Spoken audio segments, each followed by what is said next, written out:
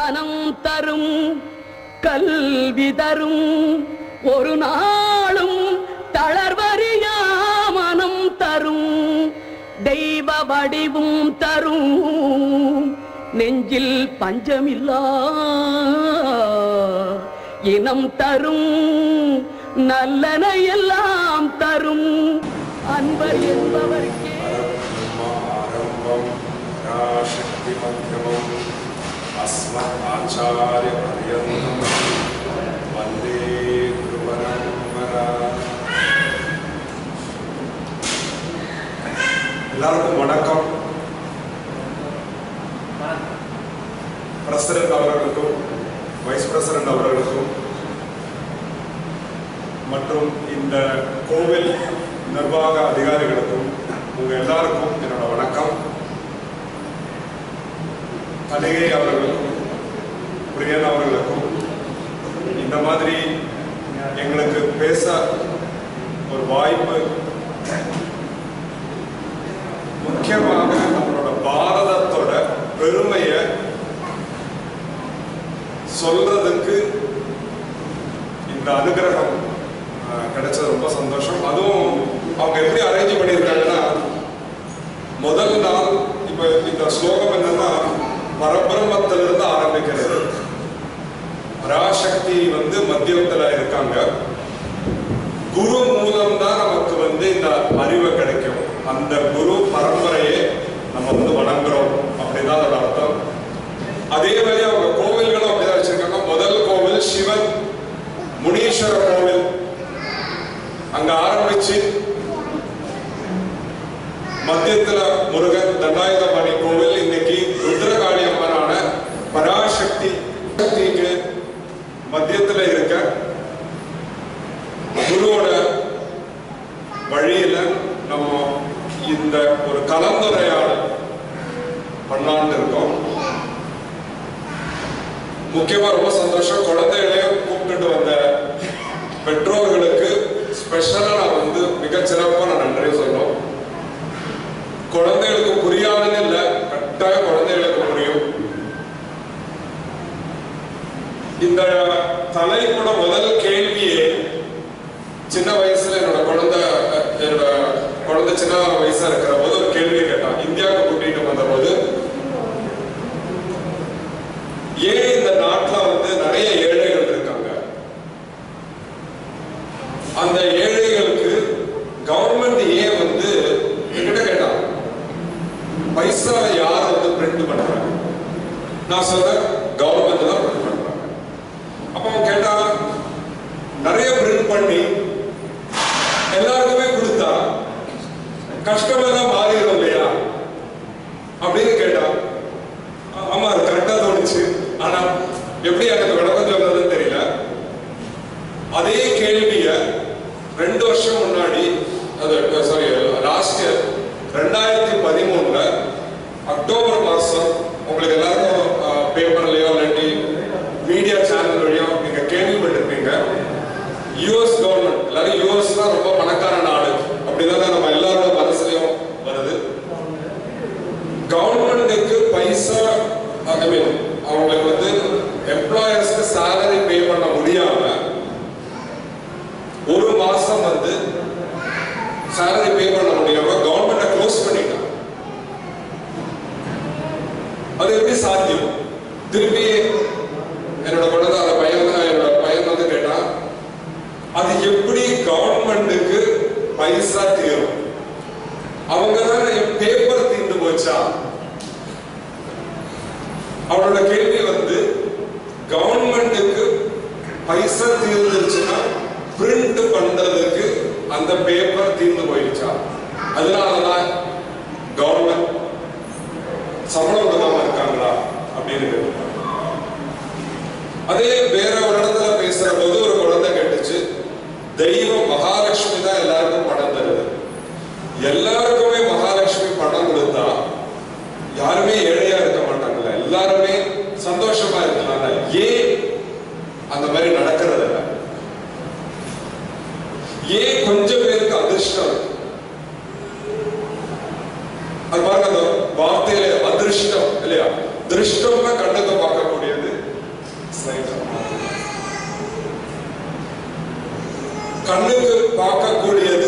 அதிர்ஷ்டம்.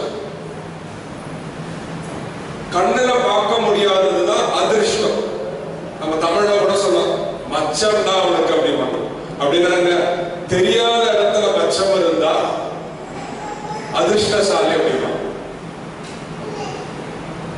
அப்போ அதிர்ஷ்டமா நமக்கு ஏதோ இருக்கு. ஒரே ஸ்கூல்ல படிச்சிருக்கோம், ஒரே காலேஜ்ல படிச்சிருக்கோம், ஒரே டிகிரியா இருக்கும், ஆனா எல்லாருக்கும் ஒரே மாதிரி வேலை கிடைக்கிறது இல்லைங்களா? ஏன்? அது எல்லா ஊர்லயும் நம்ம பேசுற போது குருஜி கிட்ட நான் கேட்பேன்.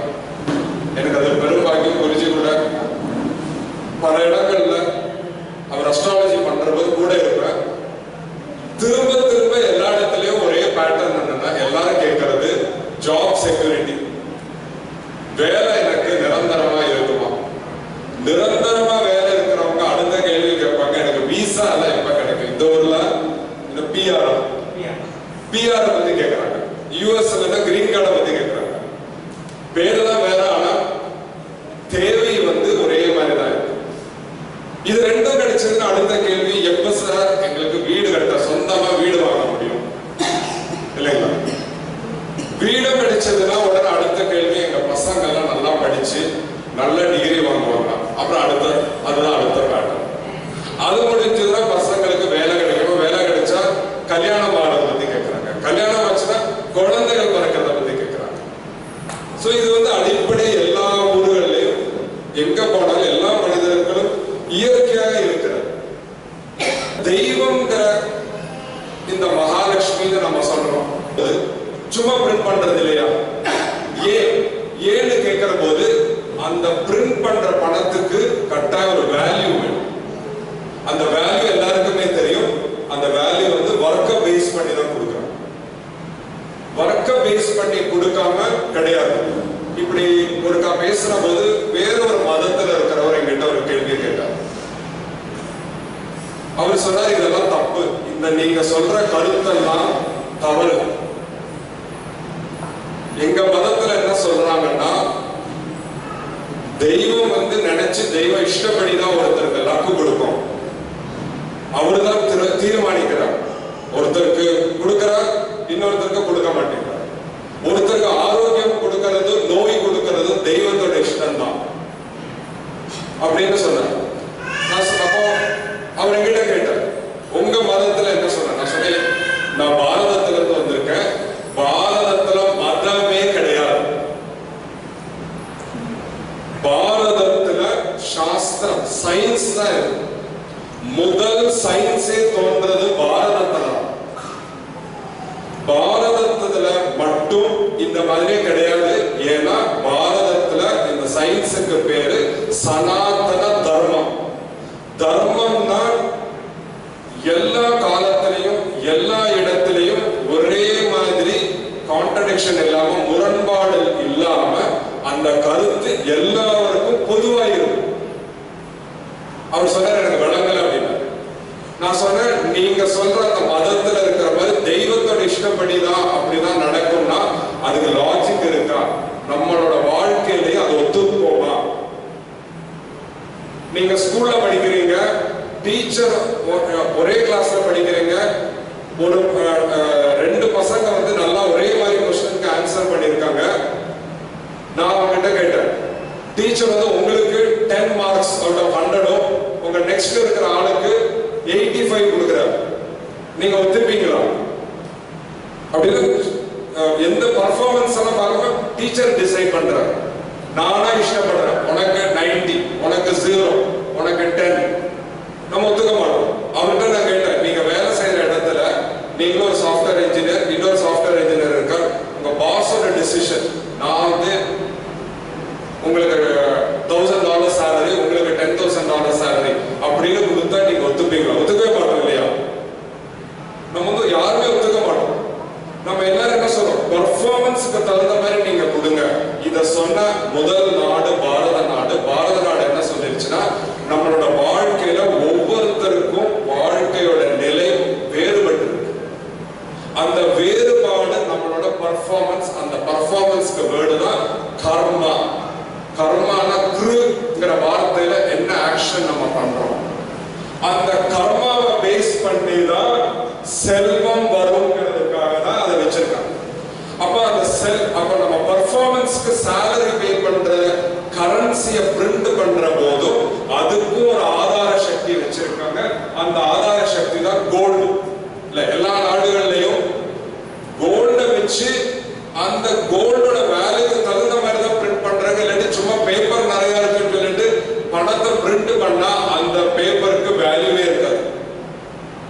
அது டாய்லெட்ல கூட யூஸ் பண்ணிக்கலாம், அவ்வளவுதான் வேல்யூ இருக்கு. ஆனா அது அந்த வேல்யூங்கிறது அதுல அந்த பேப்பரை நம்ம பார்க்கறது இல்ல, அந்த பேப்பருக்கு பின்னாடி இருக்கிற அதிர்ஷ்டமான ஒரு சக்தியை தான் நம்ம பார்க்கணும் இல்லையா? திருஷ்டமா பேப்பர்ல இருக்கிற அந்த கரன்சியை பார்க்கிறோம், அதிர்ஷ்டமா இருக்கிறது அந்த வேல்யூ. அந்த பேப்பருக்கு அந்த கோல்டு பேஸ் பண்ணி தான் அந்த கரன்சி அடிக்கிறாங்க. இப்ப இந்த கோல்டுக்கு எது ஆதாரம் இல்லையா? எதை பேஸ் பண்ணி கோல்ட வந்து வேல்யூ பண்ணணும்? அதுதான் நம்ம ஊர்ல அத வந்து அதிர்ஷ்டமான சக்தி இருக்கிற தெய்வத்தோட நம்ம வந்து அதை ஈக்குவேட் பண்ணணும். அதனாலதான் அந்த காலத்துல கோல்ட வந்து கோவில்களை வச்சிருப்பாங்க. நான் வந்து பத்மநாப சுவாமி கோவில வச்சிருக்கேன், ரீசெண்டா நீங்க படிச்சிருப்பீங்க. இப்ப பத்மநாப கோவில்ல எத்தனையோ டன்ஸ் ஆஃப் கோல்டு இருக்கு ஒரு கோவில்ல. இத்தனைக்கும் நம்ம நாடு எத்தனையோ பேர் சூறையாடி போயிட்டோம், இன்னும் பாருங்க எவ்வளவு செல்வம் இருக்கு இல்லையா?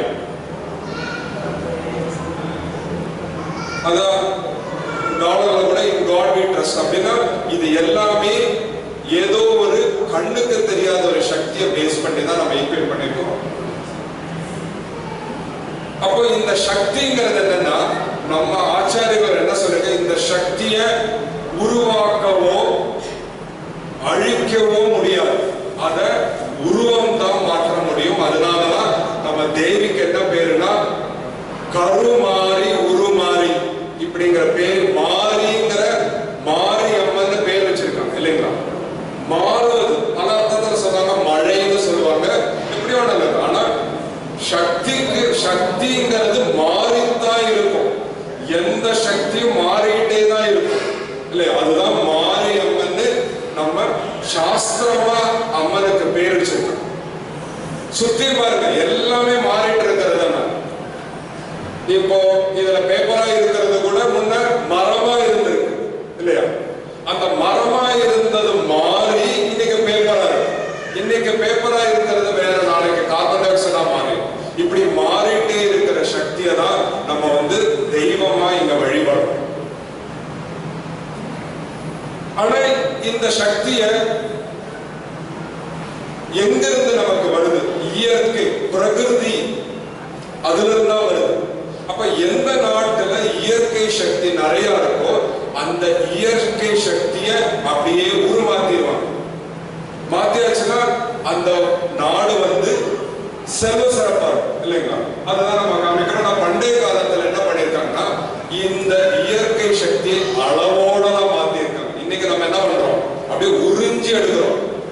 எல்லா விதமான இயற்கை சக்தியை உறிஞ்சி அதை மாற்றி, ஆனா அதனால நமக்கு பல பிரச்சனைகள் வருது. அதை பத்தி நம்ம டிஸ்கஸ் பண்ண. அப்ப அதுதான் இன்னைக்கு ஆயிலாகவும் இருக்கிறது, மரமாக இருக்கிறது, தண்ணியா இருக்கிறது, எல்லா எனர்ஜியையும் நம்ம வந்து கோல்டா மாத்தி அதை நம்ம யூஸ் பண்றோம். ஆனா ஒரு வித்தியாசம் என்னன்னா, எந்த சக்தியை எடுத்தாலும் அந்த சக்தியை நம்ம எடுத்துட்டோம்னா அங்க என்ன வரும்? டெஃபிஷியன்சி வரும் இல்லையா? ஒரு குண்டர் நம்ம பண்றோம்னா ஒரு இடத்துல பள்ளம் விழுந்தே ஆகும். பள்ளம் பண்ணாம ஒரு இடத்துல மேடு பண்ணவே முடியாது. ஒரு இடத்துல மேடு பண்ணிட்டோம்னா இன்னொரு இடத்துல பள்ளம் வரும். என் பையன் சொன்ன, அப்ப இப்படி எல்லாம் போய் பேசுறீங்கன்னா அவங்கள நினைச்சுப்பாங்க இது எது ஜியோகிரபி கிளாஸ் எடுத்துட்டு இருக்கீங்க அப்படின்னு. ஏன்னா காமிக்கிறது எல்லாமே வந்து இது மாதிரி. ஆனா இது அடுத்தது வரும், இதை எல்லாமே நம்மளோட தொடர்பு படுத்தி பார்க்க முடியும். நமக்கு இருக்கிற அந்த சக்தியை நம்ம வந்து பார்க்க முடியும். அப்ப திருப்பி அவன் சொன்ன அடுத்த ஸ்லைட் நீங்க காமிச்சீங்கன்னா திருப்பி பொலிட்டிக்கல் சயின்ஸ்க்கு வர மாதிரி தான் தோணும். அந்த எனர்ஜி நம்ம எல்லாரும் என்ன பண்றோம்னா பட்ஜெட்டிங் பண்றோம். ஒரு நாடா இருந்தாலும் பட்ஜெட்டிங் பண்றாங்க இல்லைங்களா? இந்த நாடு சிங்கப்பூரா இருந்தாலும், இந்திய நாடா இருந்தாலும், எந்த நாடா இருந்தாலும் பட்ஜெட்டிங் பண்றாங்க. பட்ஜெட்டிங்னா என்ன?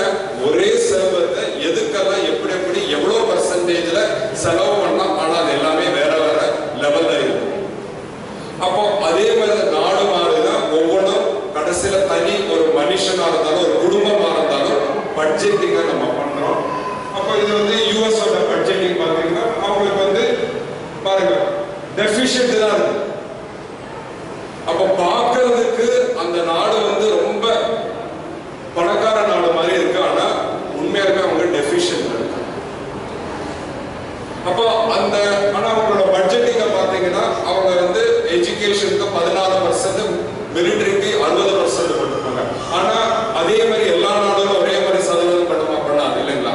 ஒவ்வொரு நாட்டுக்கும் பட்ஜெட்டிங்கோட பர்சன்டேஜ் மாறுற மாதிரி நம்மளோட ஒவ்வொரு குடும்பங்கள்லயும் பாத்தீங்கன்னா எல்லாரும் ஒரே மாதிரி எல்லாரும் பட்ஜெட் பண்ணியிருப்பாங்க, ஆனா அந்த பட்ஜெட்டோட பர்சன்டேஜ் மாறும்.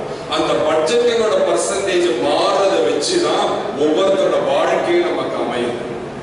அடுத்தது நம்ம பார்க்கலாம். இப்போ இந்த எனர்ஜியை பத்தி நம்ம சொன்னோம், வெளியில தெரியுற அந்த எனர்ஜியை பத்தி பேசுறோம். அதே மாதிரி நமக்கும் ஒரு சக்தி இருக்கு. இந்த சக்தியை தான் ஆத்ம சக்தின்னு சொல்றோம். அந்த ஆத்ம சக்தியை வச்சுதான் நம்மளோட வாழ்க்கையை நம்ம ஒவ்வொருத்தரும் பட்ஜெட் பண்ணணும்.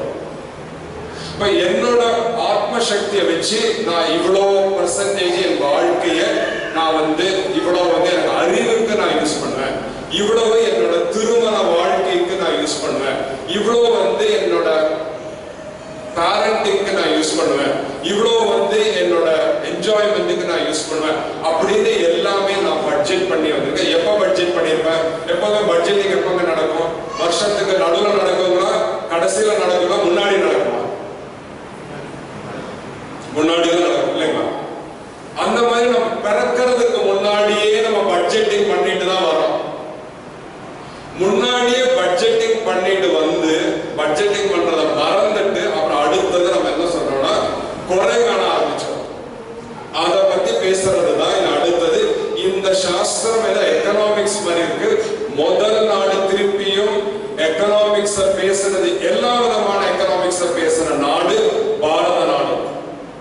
இங்க இவரு குருஜி அவர்கள் இருக்கார்கள்.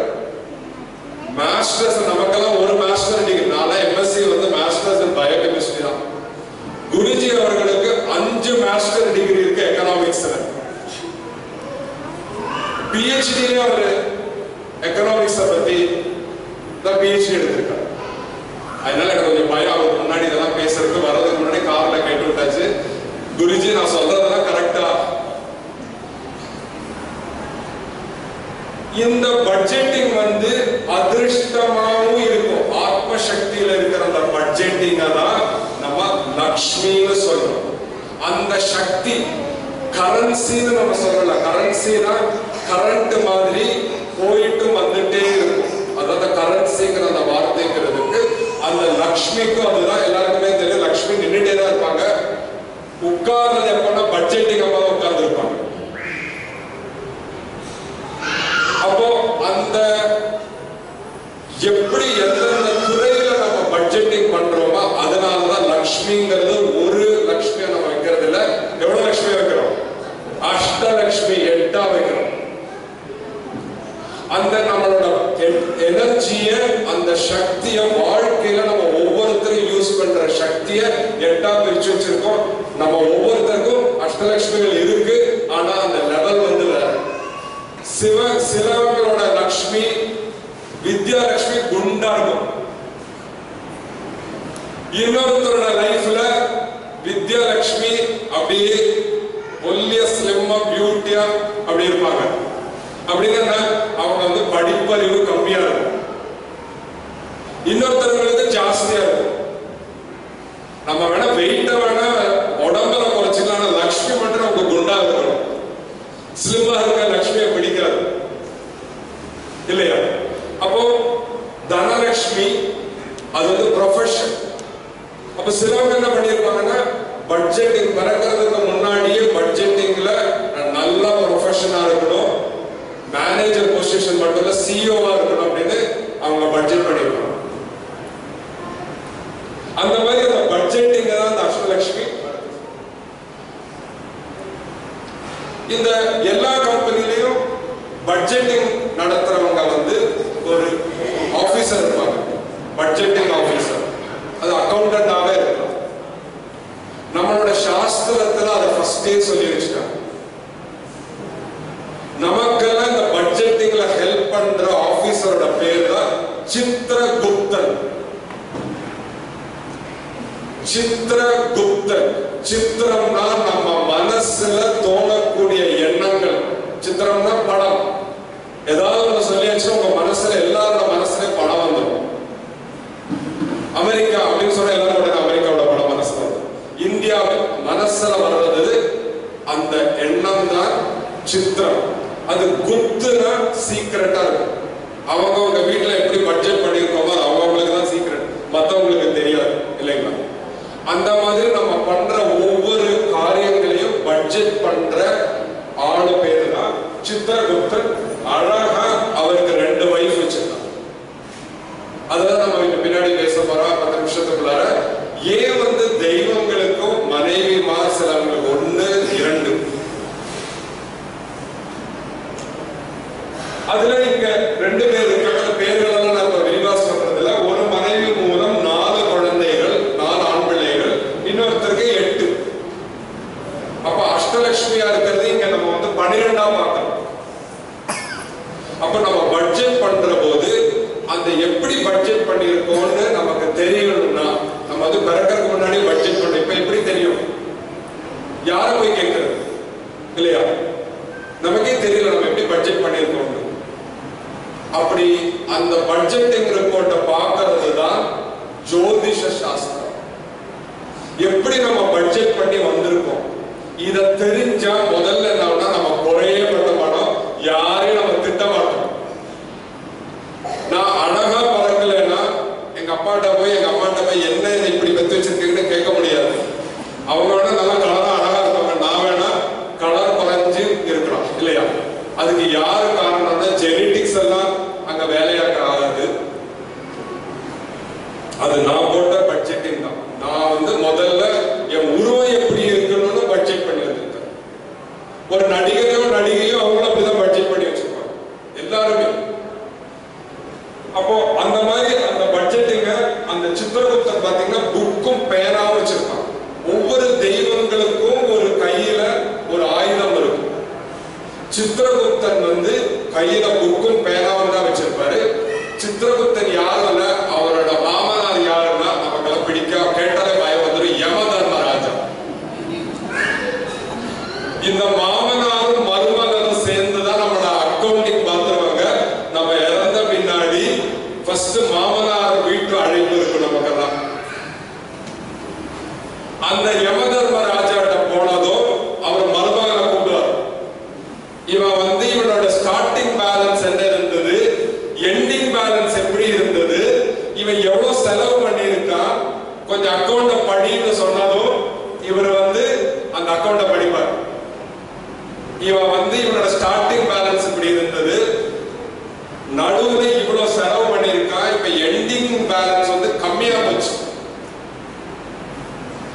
இப்ப எண்டிங் பேலன்ஸ் ரொம்ப கம்மியாச்சுன்னு வச்சுக்கோங்க. நீங்க எல்லாம் பாருங்க, மாச கடைசியில உங்களோட எண்டிங் பேலன்ஸ் இருந்தா எப்படி இருக்கும் உங்க மனநிலை?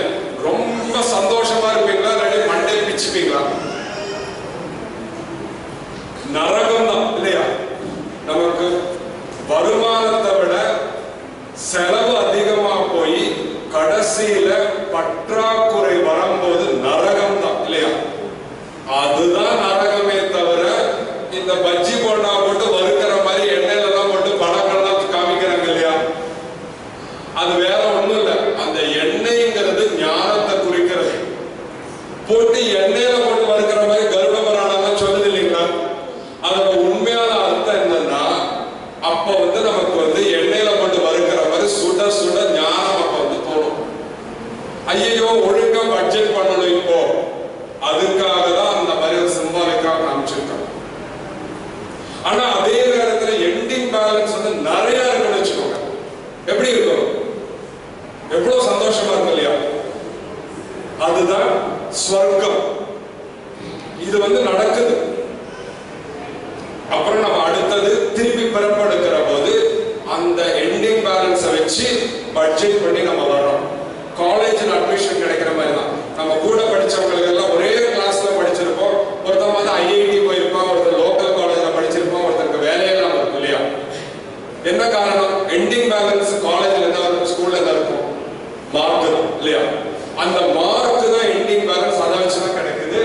இதெல்லாம் வந்து ஜாதகமா காமிக்கிறாங்க. அந்த சார்ட் எப்படி நம்ம பேலன்ஸ் இருக்கோ அதுதான் வந்து இந்த சார்ட்டா காமிக்கிறாங்க.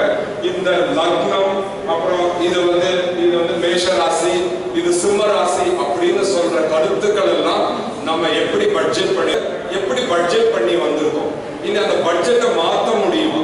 இப்ப நிறைய பேர் கம்பெனிஸ்ல வேலை பண்ணிருப்பீங்க. வேண்டாம், கம்பெனில வேலையே வேண்டாம், நம்ம வீட்லயே இவ்வளவு பைசா வந்து குழந்தைகளோட காலேஜ் ஃபீஸ், ஸ்கூல் ஃபீஸ்க்கு வச்சிருப்போம், இவ்வளவு கரண்ட், இவ்வளவு வந்து காருக்கு, இவ்வளவு வந்து வீட்டு வாடகை, இவ்வளவு அமௌண்ட் வந்து இந்தியாவுக்கு அடிக்கடி போயிட்டு வர்றதுக்கு நம்ம பட்ஜெட் பண்ண வேண்டியது இல்லையா? ஆனா ஒரு செலவு ஜாஸ்தியா போச்சுன்னா அந்த வருஷம் இந்தியா போக முடியுமா? முடியாது. இல்ல 2 தடவை இந்தியா போயிட்டு வந்தா வேற ஒன்றா துண்டு விடும் இல்லையா? அப்போ இந்த பட்ஜெட்டிங் கஷ்டப்படும் போது நம்ம என்ன பண்றோம்னா, ஒன்னா ஓவர் டைம் பண்ண வேண்டியது இல்லையா?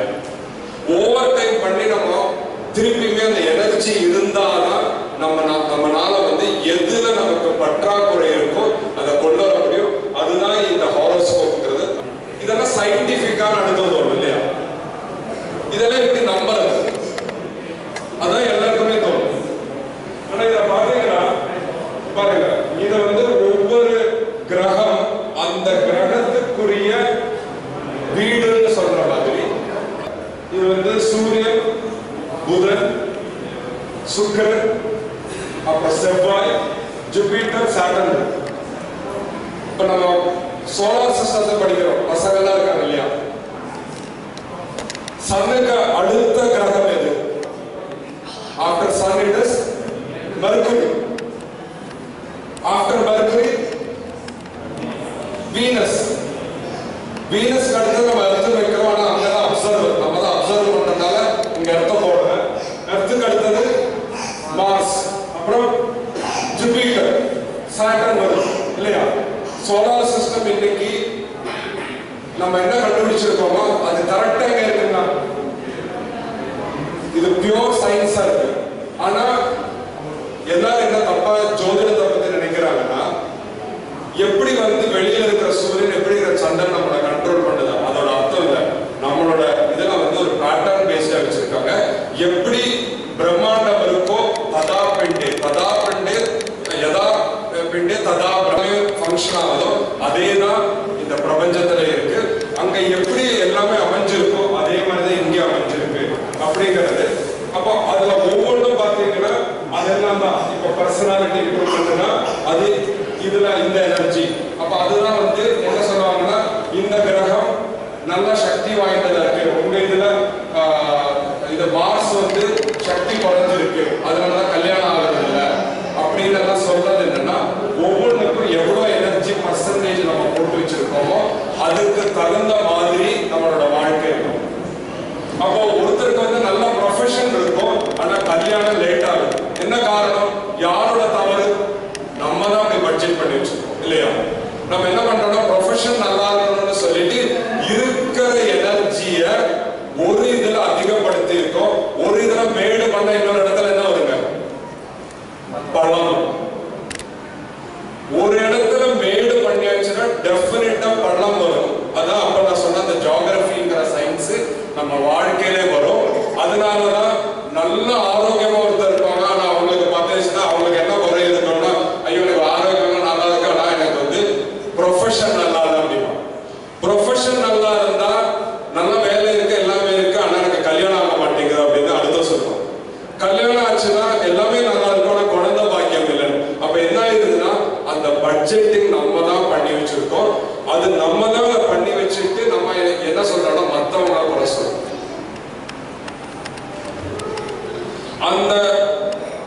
அந்த குறை சொல்லக்கூடாது. இந்த இதோட முடியறது இல்லை லைஃப். ஏன்னா ஆத்மா சக்தி எனர்ஜி cannot be destroyed.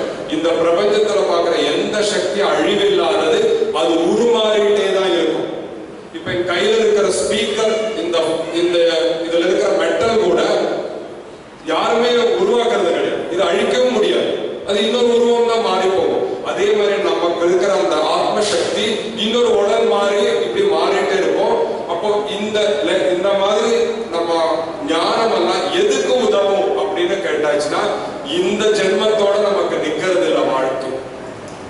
இப்போ போன ஜென்மத்துல நம்ம முடிச்சு பட்ஜெட்டிங் ஒழுங்கா பண்ணாம இந்த வாழ்க்கையில நமக்கு கஷ்டம் இருந்ததுன்னா இந்த அறிவை வச்சு நம்ம நெக்ஸ்ட் பட்ஜெட்டிங் ஒழுங்கா பண்ணணும். அப்படிதான் நம்ம வாழ்க்கையில பண்றோம் இல்லையா?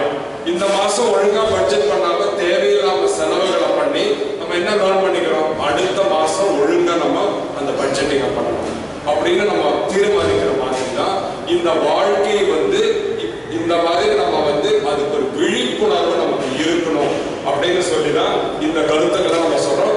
இப்ப குருஜி மாதிரி இருக்கிற ஜோதிடர்களுக்கும் மற்றவங்களுக்கு என்ன ஒரு டிஃபரன்ஸ்னா, அப்படிதான் இவரை நான் 2007 பார்த்த போது அதுவரை நான் பார்த்த ஜோதிடர்கள்னா இது ஒரு சர்க்கிள்.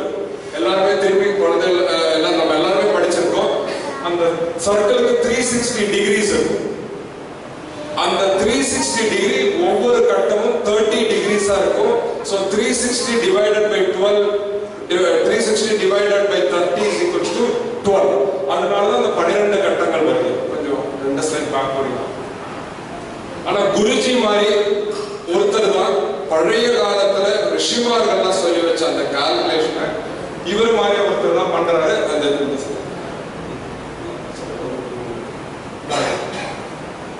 இவர் மாதிரி எவ்வளவு டிவைட் பண்றாங்க எல்லா இப்ப இருக்கிற ஜோதிடர்கள்லாம் ஒரு டிகிரிய 10 கலரா அவங்க பாக்குறாங்க. அந்த 30 டிகிரிங்கிறது 300 கலர் அவ்வளவு மேக்சிமம் போவாங்க. இவர் என்ன பண்றாருன்னா அந்த ஒவ்வொரு கலர், இந்த இடத்துல கலர்ங்கிறது எனர்ஜியை குறிக்கும் இல்லையா? சயின்ஸ் அந்த சொல்லுது. இப்ப என்னோட ரெட் கலர் ஷர்ட் என்ன அர்த்தம்? அது வெளிச்சம் தான். ஆனா அந்த வெளிச்சத்துக்கு 740 நானோமீட்டர் வேவ் லென்த்ல இருக்கிறனால இது சிகப்பா இருக்கு. அதே 400 வேவ் லென்த்ல இருந்ததுன்னா அது ப்ளூ ஆர் வயலட்டா இருக்கும். அதனாலதான் 7 கலர்கள். 7 கலர்கள்ங்கிறத ஒரே வெளிச்சம் 7 அலைவரிசைகள்ல திருப்பி கெமிஸ்ட்ரி பிசிக்ஸ் நடத்துற மாதிரியே இருக்கு இல்லையா? ஆனா இது எதுக்கு சொல்றோம்னா, இது நம்ம என்ன பெரிய தப்பு பாரதத்துல நடந்திருக்குன்னா, நம்ம எல்லாம் நினைச்சிருக்கிறோம் இது எல்லாமே மூட நம்பிக்கை. கோவிலுக்கு போறது மூட நம்பிக்கை, பூஜைகள் ரிச்சுவல்ஸ் இது எல்லாமே பண்றது மூட நம்பிக்கைன்னு நினைச்சிட்டு இருக்கோம். ஆனா உண்மையாலுமே இதெல்லாம் இந்த சாஸ்திரங்கள் எல்லாம் இந்த பாரத நாட்டில இருந்து மற்ற நாடுகளுக்கு போய் அவங்க எல்லாம் அந்த டெக்னாலஜியை யூஸ் பண்ணிட்டாங்க. அப்போ அந்த கலர்ஸ் ஒவ்வொன்றும் அப்படிதான் ஒரு சக்தியை 300 மேக்சிமம் பிரிக்கிறாங்க. இவர் பாருங்க எவ்வளவு பிரிக்கிறாரு. அந்த ஒரு கலரை 100 அடிஸ்தான கணிகா மீன்ஸ் எலிமெண்டரி பார்ட்டிகல். அந்த திருப்பி அவர் என்ன பண்றாங்க, ஒவ்வொரு அடிஸ்தான கணிகையையும் 100 அபார கணிகைகளா பிரிக்கிறார். ஒவ்வொரு சக்தியும் அந்த அபார கணிகைகளை திருப்பி 100 சூக்ஷ்ம கணிகைகளா டிவைட் பண்ணிக்கிறார். ஒரு சூக்ஷ்ம கணிகைகளை திருப்பி அதி சூக்ஷ்ம கணிகைகளா பிரிக்கிறார். ஒரு அதி சூக்ஷ்ம கணிகளை 100 ஸ்தூல சூக்ஷ்ம கணிகளா பிரிக்கிறார். அதெல்லாம் கடைசியில வரும்போது இவர் ஒரு கட்டத்தை அந்த ஒரு ஹாரோஸ்கோப்பை மற்ற ஜோதிடர்கள்லாம் 12ஆக பார்ப்பதை இவர் 1 followed by 18 zeros எவ்வளவு தசலட்ச கோடி லெவல்ல பார்க்கிறார். அதனாலதான் இதுல இவங்கெல்லாம் 2-3 பேரு குருஜி கிட்ட அந்த அஸ்ட்ராலஜி கன்சல்டேஷன் பார்த்து அப்படியே பிரமிச்சு போயிட்டாங்க. நான் எப்படி முதல்ல அவர்கிட்ட பிரமிச்சு போனேன். இவரு நேற்றுக்கு முந்தானேந்து நான் வரும்போது நான் ஒரு அன்பரோட செல்போனை இப்படியெல்லாம் சொல்லக்கூடாது அவர் என்ன சொல்லியிருக்காரு. அவர் அப்படி போனதுனாலதான் இதெல்லாம் சொல்றேன்னா அவர் இதெல்லாம் சொல்லக்கூடாதுன்னு சொல்லியிருக்காரு. தேவையில்லாம எல்லாரும் என்ன ரொம்ப அவர் மேல ஒரு ஹீரோயிஷம் வந்துடும் சொல்லிதான் சொல்லக்கூடாதுன்னு சொல்லியிருக்காரு. ஆனா இருந்தாலும் அவர்கிட்ட மன்னிப்பு கேட்கிறேன். 2 நாள் முன்னாடி என்னோட யூஎஸ்ல இருக்கிற ஒரு நண்பரோட செல்போனை நான் நம்பரை மறந்துட்டேன். நான் அவர்கிட்ட சொன்னேன், ஐயோ எனக்கு கூப்பிடணும். குருஜி சொன்னார் நான் அப்படி பண்ணக்கூடாது, நான் உனக்காக பண்றேன், என்னோட ரொம்ப இம்பார்ட்டன்ட், நான் அந்த நம்பரை சொல்றேன்னு சொல்லிட்டு டைமை பார்த்தேன்.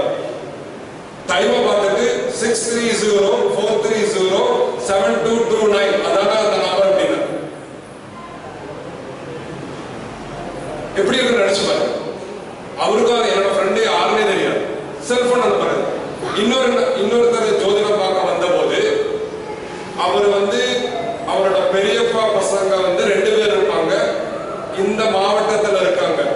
ஒருத்தர் வந்து செங்கல்பட்டு மாவட்டத்துல இருக்கிற, ஒருத்தர் நாகர்கோவில் இருப்பாரு அப்படின்னு சொன்னாங்க. அவர் நேற்று நைட் வந்து பிரமிச்சு போயிட்டார். அது எப்படி இதை வெறும் 12 கட்டங்களை பார்த்து சொல்றேன்னா, அவர் சொல்றாரு இது ரொம்ப சிம்பிள், உங்களுக்கு கூட பண்ணலாங்க அப்படிங்கிறார். நாங்க வந்து சிரிக்கிறோம். அப்படி அப்ப அவர்கிட்ட நான் கேட்டேன், எப்படி இதை நீங்க பண்றீங்க? அவர் சொல்றாரு இது பியூர் சயின்ஸ். பாரத நாட்டுல நம்ம கிடைச்ச இந்த மாதிரி சயின்ஸ் எல்லாம் இன்னும் யாருமே ஈவன் வெஸ்டர்ன் நாட்டுல பண்ணவே முடியாது. ஆனா பண்ண முடியும். ஆனா அதுக்குன்னு என்ன காரணம்னா, அந்த அளவுக்கு இவர் வந்து அந்த பார்ட்டிகல்ஸை டிவைட் பண்ணும். இதை எல்லாரும் யோசிப்பேன், இது என்ன ஒண்ணு புரியாத என்னென்னமோ இப்ப அடுத்த மேத்த வர பேச ஆரம்பிச்சீங்கன்னு தோணும். ஒண்ணுமே இல்லை. நம்ம டாக்டர்கிட்ட போய் டாக்டர் வந்து ரத்தத்தை எடுக்கிறார் இல்லைங்களா? நமக்கு ஹெல்த் ப்ராப்ளம் வரும்போது அவர் ரத்தத்தை எடுக்கிறார். நமக்கெல்லாம் ஏதோ சிகப்பு கலர் திரவியமா தோணும் இல்லையா? ஆனா அதுல எவ்வளவோ அவங்க பிரிச்சு எடுத்து அந்த சென்ட்ரிஃபியூஜ் எல்லாம் பண்ணி கொலஸ்ட்ரால் எவ்வளவு இருக்கு, அந்த கொலஸ்ட்ராலை இன்னும் டிவைட் பண்ணி HDL, LDL, VLDL அதை பிரிக்கிறாங்க இல்லையா? அப்படி ஒவ்வொன்றையும் பிரிச்சு பிரிச்சு பிரிச்சு அதுல கிரியாட்டின் வேல்யூ எவ்வளவு, யூரியா வேல்யூ எவ்வளவு அப்படின்னு எல்லாமே அவங்க பிரிச்சு நமக்கே வியப்பா இருக்கும். அவங்க என்ன சொல்லுவாங்கன்னா, ஹார்ட்ல பிளாக் இருக்கும், நீங்க எக்ஸசைஸ் நிறைய பண்ணணும் அப்படின்னு சொல்றாங்க இல்லைங்களா? அதே மாதிரி டெக்னாலஜினா அவர் எதுக்கு எடுத்தாலும் டைமை பார்த்துப்பாரு. நமக்கு வந்து 8 மணி 20 நிமிஷம் நம்ம அப்படி நினைக்கிறோம். ஆனா அவருக்கு அந்த 8 நிமிஷத்தை 20ங்கிறத இந்த 1:18 டைம்ஸ் within 10 செகண்ட்ஸ்ல அதை அப்படியே டிவைட் பண்ணி என்னென்ன இன்ஃபர்மேஷன் நமக்கு வேணுமோ அதை எடுத்து கொடுத்துருவோம். அதை எடுத்து கொடுத்து நம்மளோட வாழ்க்கையில என்ன பிரச்சனை இருக்கோ அதுக்கான வழி எப்படி ஒரு டாக்டர் கொடுக்கிறாரோ அந்த மாதிரி ஹைடெக்கா இவர் கொடுக்கிறார். விசா கிடைக்கலையா? யூஎஸ்ல 2007 வந்தபோது ஒருத்தருக்கு வந்து கிரீன் கார்டு கிடைக்கல. குருஜிட்ட வந்து கேட்டார், கிரீன் கார்டு எனக்கு கிடைக்கிறதுக்கு என்ன வழி இருக்கா? குருஜி வந்து டைமை பார்த்து உடனே டிவைட் பண்ணிட்டு, இந்தந்த இடங்கள்ல உனக்கு எனர்ஜி கம்மியா இருக்கு, அதனாலதான் அந்த அவர் என்ன சொன்னாருன்னா, என்கிட்ட யூஎஸ்ல நடந்தது, யூஎஸ்ல பிழைகள் நடக்கிறது கம்மி. ஆனா அந்த ஆபீசர் வந்து நம்ம ஊர்ல இந்தியாவில ஃபைல் தொலைச்சிருவாங்க இல்லையா, கவர்மெண்ட் ஆபீஸ். மேலை நாடுகள்ல ரொம்ப கம்மி. சிங்கப்பூர்ல சான்ஸே இல்லைன்னு சொல்லுவீங்க இல்லைங்களா? நம்மளோட ஃபைல பிஆர் கார்டுக்கு அப்ளை பண்ணா 3 மாசம் கழிச்சு எங்க வரலன்னா அவங்க சாரி எங்க ஃபைல தொலைச்சிட்டோம்னு சொல்லவே மாட்டாங்க இல்லைங்களா? நம்ம ஊர்ல வேணா நடக்கும். ஆனா அந்த யூஎஸ்ல நடந்தது அவர் சொன்னாரு, ஏன் எனக்கு இது நடந்தது? குருஜி சொன்னார், ஒண்ணுமே இல்லை, அவங்களெல்லாம் திட்டாதீங்க, உங்களோட பட்ஜெட்டிங்ல அங்க எனர்ஜி கம்மியா இருக்கு, அந்த எனர்ஜியை இன்க்ரீஸ் பண்ணுங்க. அந்த எனர்ஜியை இன்க்ரீஸ் பண்ணிட்டீங்கன்னா உங்களுக்கு சாங்ஷன் ஆக வேண்டிய அந்த விசா தானா சாங்ஷன். அதுக்கு என்னங்க பண்ணணும் அப்படின்னு கேட்டபோது, விளக்கு பார்த்து வைக்கணும் அப்படின்னு சொன்னா உடனே அவங்களுக்கு சிரிப்பு வந்தது. விளக்கு பத்த வைக்கிறதுக்கும் கிரீன் கார்டு கிடைக்கிறதுக்கும் என்ன சம்பந்தம் அப்படின்னு கேட்டாங்க. ஆனா ஃபர்ஸ்ட் எனக்கு எரிச்சல் வந்தது. ஆனா அதுக்கப்புறம் நினைச்சேன், இவர் இந்த மாதிரி கேட்கறது நல்லதா போச்சு. அவருக்காக நான் இவர்கிட்ட விளக்கங்கள் கேட்க ஆரம்பிச்சு, அந்த விளக்கங்கள் தான் இன்னைக்கு எனக்கு உங்கள்கிட்ட தான் பகிர்ந்துக்க முடியாதா அந்த அறிவா எனக்கு வந்துச்சு. அதுக்கப்புறம் தான் பிசிக்ஸ் நான் படிக்க ஆரம்பிச்சேன். அப்போ அந்த வீட்டில் தான் திருப்பி நான் போல. ஆனா எப்படி வந்து ஒரு மருத்துவருக்கு வந்து நம்மளோட ரத்த பரிசோதனை செய்து புற்றுநோய் அப்படின்னா என்ன சொல்றாங்க, கருவேப்பிலையில இருக்கிற கால்சியத்தை பில்ஸா பண்ணி ஒரு மருந்து கடையில் விற்கிறத எடுத்து சாப்பிட்டா உடனே நமக்கு முட்டுவலி சரியாது இல்லையா? அந்த மாதிரி புரோட்டீன் கம்மியா இருக்க மசில் நல்லா பேக்கப் பண்ண என்ன சொல்றாங்க, நிறைய புரோட்டீன் ஃபுட்டை சாப்பிடணும். அப்போ ஒவ்வொருத்தருக்கும் ஒரே மருத்துவம் இருக்க போதும். ஆனா ஒவ்வொருத்தருக்கும் ஒவ்வொரு இது இருக்கும். ஆனா சிலதெல்லாம் ஒரே மாதிரி எல்லாருக்குமே டாக்டர் சொல்லிடுவாங்க இல்லையா? நல்ல சத்தான ஃபுட்டு சாப்பிடணும், புரோட்டீன் சாப்பிடணும், வேலை கரெக்டா தூங்கணும், கரெக்டா எழுந்திரிக்கணும். ஆனா அந்த மாதிரி சிலதெல்லாம் காமனா இருக்கும். ஆனா சிலதெல்லாம் நம்மளோட நோய்க்கு தகுந்த மாதிரி டாக்டர் கொடுப்பாங்க. அந்த மாதிரி தான் குருஜி சில ரெக்கமெண்டேஷன்ஸ் எல்லாம் கரெக்ட் ஒரே மாதிரி இருக்கும். ஆனா சில ரெக்கமெண்டேஷன் நமக்கு என்ன ப்ராப்ளமோ அதுக்கு தகுந்த மாதிரி இருக்கும். அப்ப நம்ம அறியாமை மூலம் நம்ம பட்ஜெட்டிங்க தவறுதலா எனர்ஜியை ஒரு இடத்துல ஜாஸ்தி பண்ணி ஒரு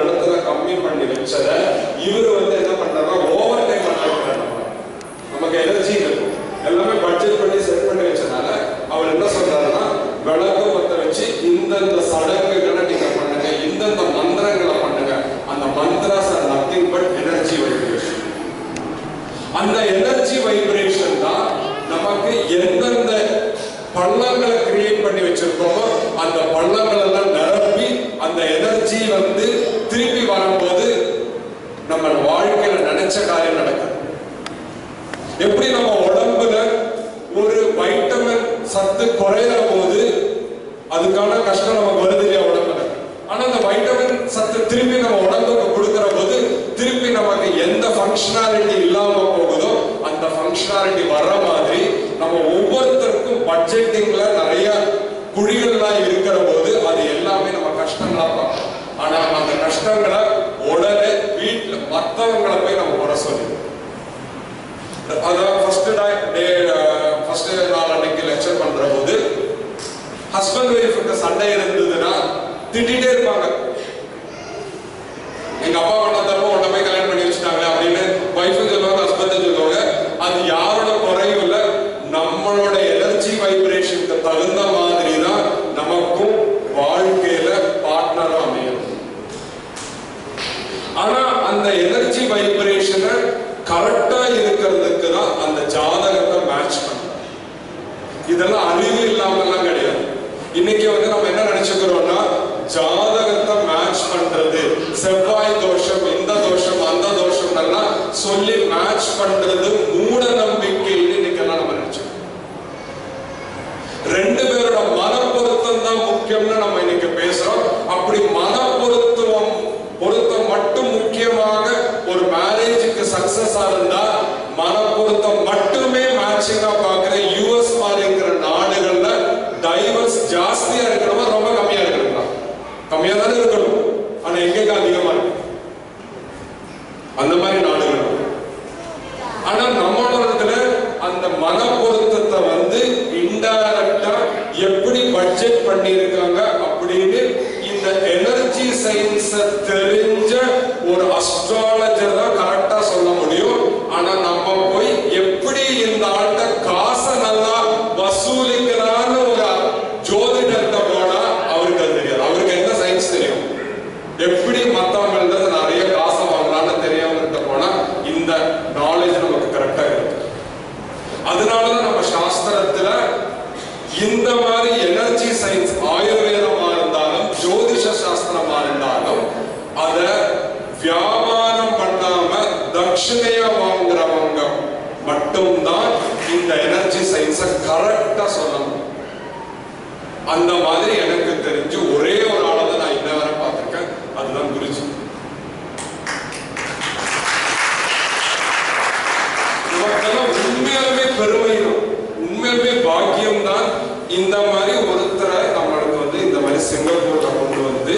ஏன்னா அவரை வந்து அங்க கேரளால போய் பார்க்கணும்னா காலையில அவர் விடியற் காலை 4 மணிக்கு தான் தூங்குறாரு. அங்க மட்டும் இல்ல, இங்க சிங்கப்பூர்ல நேற்றுக்கு நாங்களும் தூங்குற போது 4 மணி. அவரே சொல்றாரு, நீங்க எங்க கஷ்டப்படணும், நான் இப்படி பண்றேன், நீங்க எப்படி. ஆனா எங்களுக்கெல்லாம் இதுதான் ஒரு ஆப்பர்ச்சுனிட்டி, அவர் கூட உட்கார்ந்து இதெல்லாம் பேசுறது. எல்லா நாளும் அங்க 4 மணி வரை அவர் வந்து ஃப்ரீயா, யாரு என்ன லேட்டா நைட்டு 1 மணி 2 மணி வரை மக்கள் கியூவா நிக்கிறாங்க. அப்புறம் காலையில இருந்து திருப்பி இதே மாதிரி ஆரம்பிக்கிறார். ஒரு நாளைக்கு நான் நினைச்சேன், அவர் இன்னவரை நான் நினைச்சிருந்தது ஒரு நாளைக்கு ஒரு 30-40 போன் கால் அட்டன் பண்ணுவாரு. இப்பதான் தெரியுது, அவர் சொல்றாரு 400 கால் ஒரு நாளைக்கு அட்டன் பண்றாரு போன்ல. அந்த மாதிரி இத வந்து இப்படிப்பட்ட ஒரு பாக்கியமான நமக்கு எங்கேயுமே கிடைக்காத வந்து இது யாருக்குள்ள நமக்காக இல்லைங்களா? அவர் வந்திருக்கிறதெல்லாம் அவருக்காக வர்றதே, நமக்காக வந்திருக்காரு. அதனாலதான் இந்த ஒரு கருத்தை நம்ம எல்லாரும் உங்களுக்கு சொல்றோம். ஒண்ணு வந்து நம்மளோட பட்ஜெட்டிங்னால நம்மளே குறைகள் பள்ளங்களை நம்மளோட வாழ்க்கையில பண்ணி வச்சுக்கோம். இப்ப நமக்கு எப்படி பண்றது அப்படிங்கிறது தான் அவர் மூலம் நம்ம தெரிஞ்சுக்கலாம். அதையும் சொல்லணும் அப்படின்னு சொல்லியிருந்தாரு. ஆனா நான் ரொம்ப உணர்ச்சி வசப்பட்டு அப்படியே ஜோதிடத்தை மட்டும் நான் ரொம்ப போக்கஸ் பண்ணிட்டேன், பண்ணிக்கணும். ஆனா இன்னொரு 5-10 நிமிஷத்துல இந்த கோவில்ல நம்ம வர்றதுக்கு, அது இந்த மாதிரி ருத்ரகாளியம்மன் கோவில் இவ்வளவு அழகா கட்டி நம்ம இந்தியால எப்படி அந்த எனர்ஜிய பேங்க் ஆக்சுவலா வந்து இது எல்லாமே திருப்பி எக்கனாமிக்ஸ் தான். இன்னைக்கு பேங்க்ல எப்படி லோன் கிடைக்குது இல்லைங்களா? லோன் எப்படி நம்ம பேங்க்ல வாங்குறோம்? அந்த லோன்ங்கிறது என்னன்னா, நமக்கு பைசா குறைவா இருக்கிற போது அந்த கடனா லோனா நம்ம வாங்குறோம். அந்த லோனா வாங்குறதுக்கு ஒரு இடம் இருக்கு, அதுதான் பேங்க். அந்த பேங்க் எப்படி பைசா எடுத்து கொடுக்குறது பாத்தீங்கன்னா, யார் அதிகமா சம்பாதிச்சு அதை டெபாசிட் பண்ணிருக்காங்க இல்லைங்களா, பிக்ஸட் டெபாசிட்டா போட்டு வச்சிருப்பாங்க. அந்த பிக்ஸட் டெபாசிட்டா போட்டு வச்ச பணத்தை பற்றாக்குறையா இருக்கிறவங்களுக்கு லோனா கொடுக்கறதா பேங்க் இல்லைங்களா? இதெல்லாம் ஏதோ வெஸ்டர்ன் நாட்டுல தான் நடக்குது அப்படின்னு பார்த்தா, இதோட சாஸ்திரமும் பாரதத்துல தான் நடந்திருக்கு. அந்த மாதிரி ஞானிகள் தன்னலம் இல்லாம சுயநலம் இல்லாம அவங்க அந்த பிரபஞ்ச சக்தியை அவங்களுக்குள்ளார பெருக்கிக்கிட்ட அந்த சக்தியை பிக்ஸட் டெபாசிட்ல போட்டுருவாங்க. அந்த மாதிரி பிக்ஸட் டெபாசிட்ல போடுற இடத்துக்கு பேரு தான் கோவில். நம்ம பாரதத்தில் இருக்கிற ஒவ்வொரு கோயிலையும் பாத்தீங்கன்னா ஒரு சமாதி இருக்கும் இல்லைங்களா? ஐயப்ப சுவாமி சபரிமலை நீங்க அவ்வளோ கூட்டம் போகுது, அங்க ஸ்ரீ சாக்ஷாத் ஐயப்ப சுவாமியோட சமாதிங்கிற அந்த அவரோட அந்த ஆத்மா அந்த எனர்ஜி அப்படியே அங்க பிக்ஸட் டெபாசிட்டா போட்டு வச்சிருக்கார். அதனாலதான் கோடிக்கணக்கான மக்கள் எதுக்குங்க சபரிமலைக்கு போறாங்க? லோனா வாங்குறதுக்கு தான். திருப்பதிக்கு போனீங்கன்னு வச்சுக்கோங்க, ஃப்ரீயா அங்க லோன் ஃப்ரீயா போய், அப்போ அடுத்தது நிறைய பேர் கேட்கறது கோவிலுக்கு போனா நானும் போனாங்க, எங்க பக்கத்து வீட்டுக்காரங்க திருப்பதி போனாங்க, நான் வேண்டினா அவரும் வேண்டினார், எனக்கு நினைச்ச காரியம் நடக்கல, அவருக்கு நடந்தது இது அநியாயம். நான் திருப்பதிக்கு இது உண்மையா நடந்தது. ஒரு என்னோட ஃப்ரெண்ட் விஷ்ணு கோவிலுக்கே போக மாட்டார், ஒன்லி சிவன் கோவிலுக்கு தான் போவார். ஏன்னா அவர் சொல்லிட்டார், திருப்பதிக்கு நானும் எங்க நெய்வரும் போனோம், அவர் நினைச்ச காரியம் நடந்தது, எனக்கு நடக்கல. நான் சொன்னவர்கிட்ட ஏடிஎம் கார்டை வச்சு நானும் நீங்களும் போனா ஒரே ஏடிஎம் மெஷின்ல நீங்களும் ஏடிஎம் கார்டை போட்டு இழுக்கிறீங்க, பக்கத்துல ஒருத்தர் இழுக்கிறார், நீங்க இழுக்கிற போது 1000 ரூபாய் தான் வருது, அவருக்கு 10,000 ரூபாய் அவர் எடுக்கிறார் இல்லையா? ஒரே பேங்க்ல ஏடிஎம் மெஷின்ல ஒரே கார்டை போடுறோம், அவங்களோட பர்சனல் கார்டோட ஏன் டிஃபரன்ஸ் வருது? கொடுத்து வச்சாதான் எடுக்க முடியும்.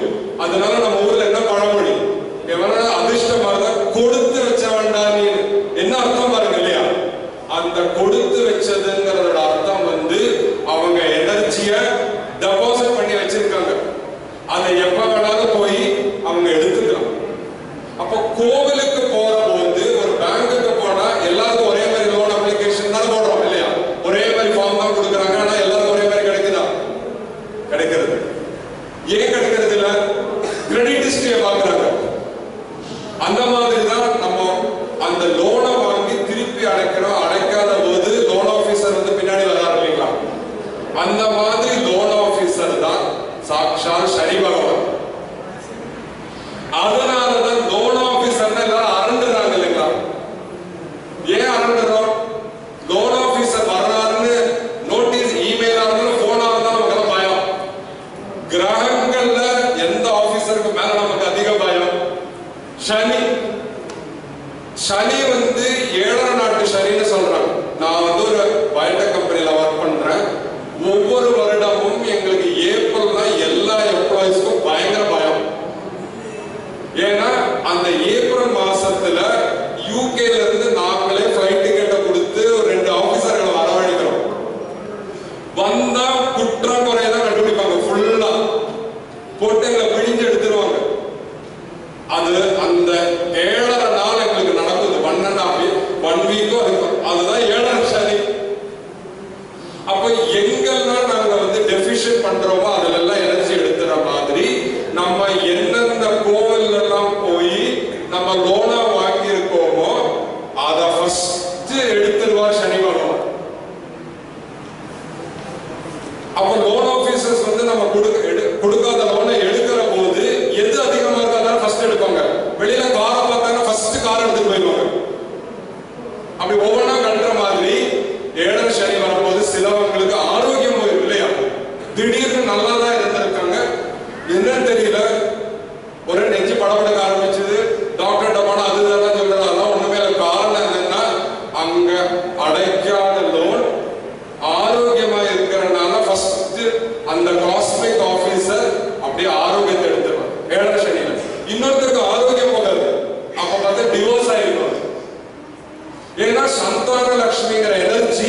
அந்த லோன் ஆபீசர் எடுக்கிறார். இன்னொருத்தருக்கு பார்த்தா அப்பா பார்த்து வேலை போயிடுச்சு, தனலட்சுமி எடுத்துறாரு. அப்படி ஒவ்வொன்றையும் எடுக்கிறது தான் இது.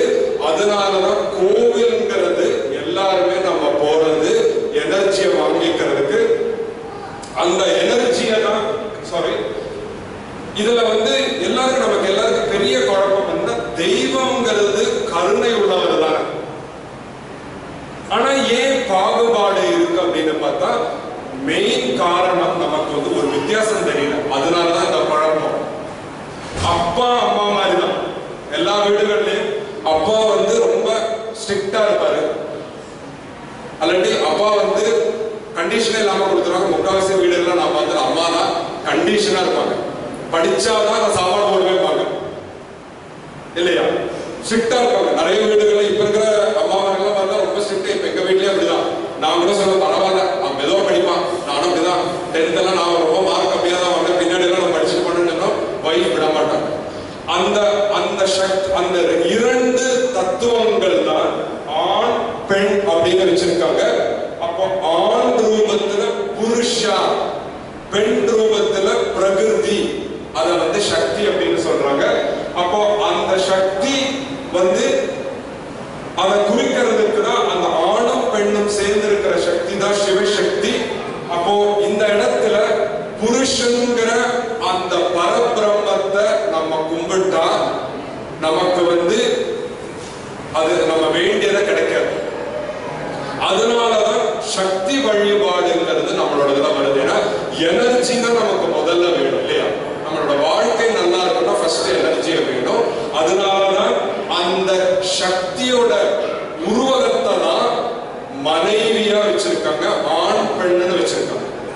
அதுல இரண்டு மனைவிமார்கள்னா அந்த எனர்ஜி புத்தியாகவும் இருக்கணும், பிராக்டிக்கலா அப்ளை ஆகிற சித்தியாகவும் இருக்கணுங்கிறதா சித்தி புத்திங்கிற இரண்டு மனைவிமார்களாக அந்த கோவில நம்ம வச்சிருக்கோம். அடுத்த ஸ்லைட். அப்போ அந்த ஒரே சக்தி 5 பஞ்சபூதங்களா வந்திருக்கு. நமக்குள்ளாரையும் அதே சக்தி உடம்பாகவும் இருக்கும். உடம்பு, மனம், அறிவு, விழிப்புணர்வு அப்படின்னு சொல்லிட்டு கடைசியில இதுதான் மெய் உணர்வு.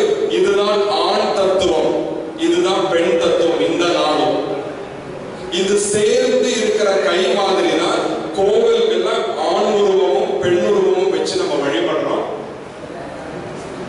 இதேதான் நம்ம முதல் நாள் நீங்க டாக்க கேட்டவங்க இத நல்லா உணர்ந்திருப்பீங்க. இந்த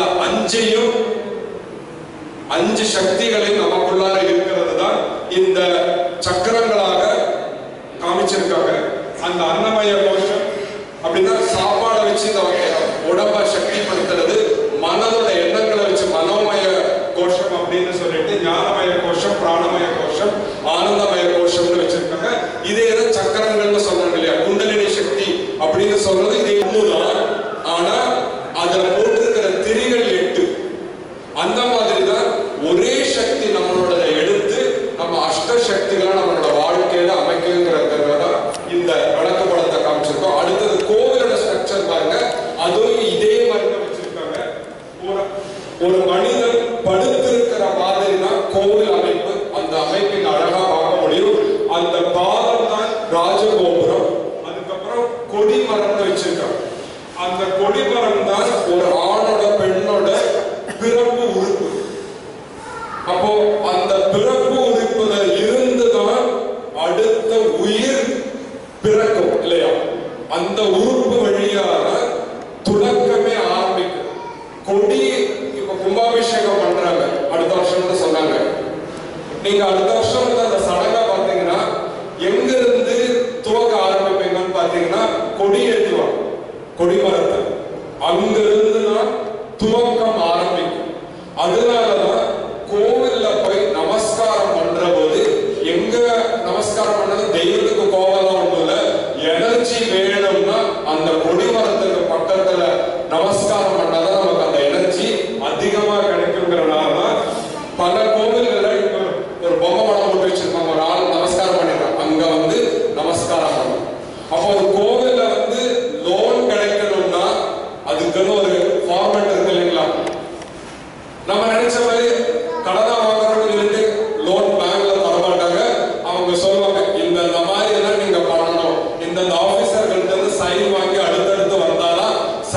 வச்சிட்டாங்கன்னு சொல்ற மாதிரி கோவிலுங்கிற அந்த லோனை கிடைக்கணும்னா சும்மா ஓடி வந்து எனக்கு குடும்பம் கேட்டா கிடைக்கல.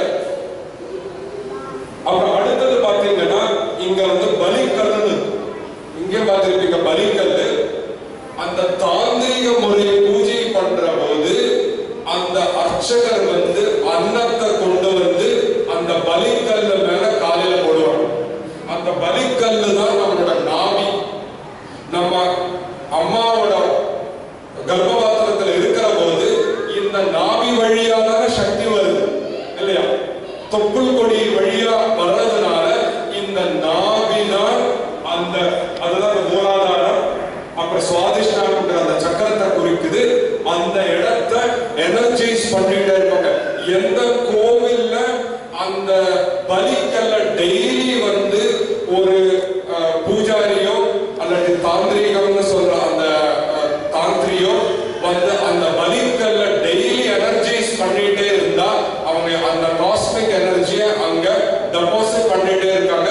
அப்படி டெபாசிட் பண்ணிட்டே இருந்தா அந்த கோவில்ல வந்து லோன் வாங்க வர எல்லா பக்தர்களுக்கும் கரெக்டான எனர்ஜி கிடைக்கும். அதனாலதான் நம்ம சொல்றோம் அந்த பேங்குக்கு போனா ஈஸியா லோன் கிடைக்குது, இந்த பேங்க்ல போனா லோன் கிடைக்க மாட்டேங்கிறது காரணம் மாதிரி தான்.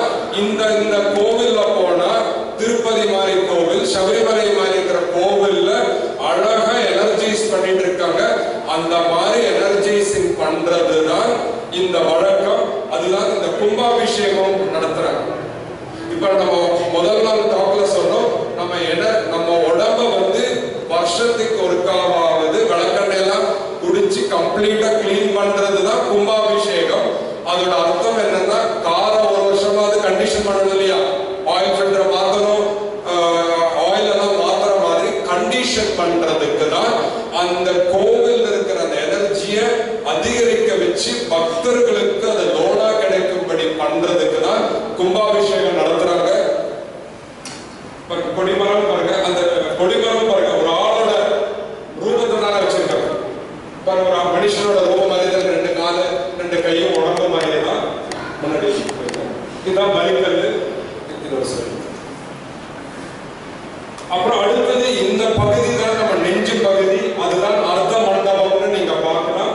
அந்த அர்த்த மண்டபத்துக்கு அடுத்தது நம்ம கர்ப்ப கிரகம் இருக்கும். அதுதான் முகமண்டலம். முகமண்டலத்துல பாத்தீங்கன்னா இங்க அம்மைய பாக்குற போது ஃபர்ஸ்ட் யார பார்க்கணும்? அம்மைய பார்க்க கூடாது. யாருங்க பார்க்கணும்? அம்மாவோட 2 செக்யூரிட்டி கார்டு இருக்காங்க, ஜெயா விஜயா. ஒருத்தரை மீட் பண்ற போது லோன் ஆபீசரை மீட் பண்ண போறீங்க லோனுக்காக. அங்க 2 பியூனாவும் இருக்கலாம். அந்த பியூனோ யாரா இருந்தாலும் அவங்க அனுமதிக்காம போக முடியுமா? ஃபர்ஸ்ட் அவங்களுக்கு சல்யூட் பண்ணணும். அதே மாதிரிதான் ஒருத்தர்கிட்ட பேசுறோம்னா ஃபர்ஸ்ட் அவங்க 2 கண்ணை பார்க்கணும் இல்லையா? கண்ணை பார்த்தாதான் அந்த கனெக்ஷன் கிடைக்கும். அப்படி கண்ணை பார்த்து பேசினாதான் அவர் நம்ம கேட்கறத அவர் கொடுப்பார் இல்லையா?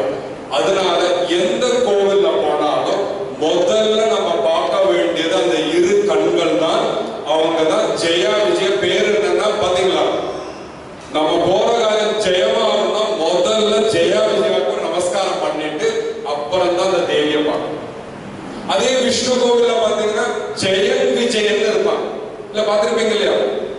இதுதான் இப்படியெல்லாம் போய் ஒரு கோவில வழிபாடு பண்ணா உறுதியா நம்ம போட்ட லோன் வந்து சாங்ஷன் ஆகும். அப்புறம் அடுத்தது பாத்தீங்கன்னா இந்த இடத்துல பலம் வரும்போது தேவிய சண்டிகேஸ்வரர், சண்டிகை சொல்லிட்டு எல்லாரும் கை தட்டுவாங்க. ஏங்க கை தட்டுற? தேவிக்கு என்ன காது கேட்காதா? அந்த பொசிஷனை பாருங்க. காது வந்து முகமண்டலத்தோட சைடுல இருக்கும் இல்லையா? சண்டிகேஸ்வரர் 2 சண்டிகை எப்படி வச்சிருக்காங்க? அந்த பொசிஷன்ல தான் வச்சிருக்காங்க. நம்மளோட ஒவ்வொரு உடல்ல இருக்கிற அந்த சக்தியை நம்ம மேல் ஓங்கி அந்த கம்ப்ளீட் சக்தி கிடைக்கிறதுக்கு தான் இந்த சடங்குகள் எல்லாம் பண்ணி வச்சிருக்காங்க. கால மாதிரி ராஜகோபுரம், ராஜகோபுரத்தோட படிய ஒவ்வொருத்தரும் முதல்ல தொட்டு நமஸ்காரம் பண்ணோம். அதனாலதான் பல இடங்கள்ல அந்த ராஜகோபுர படிய கோல்டால பிளேட் பண்ணியிருப்பாங்க இல்லைங்களா?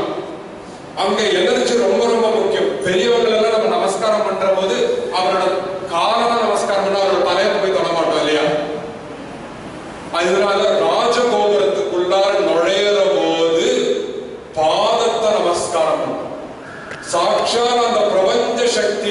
படுத்திருக்கிறது. ஒவ்வொரு கோவிலும் வந்து அந்த தெய்வீக சக்தி படுத்திருக்கிற அமைப்புல தான் இருக்கு. அதனால இனிமேல ராஜகோபுரத்துல நுழையிற போது அந்த கோவில்ல அந்த மரியாதை கொடுத்து அந்த இதை தொட்டுட்டு நம்ம வரணும்.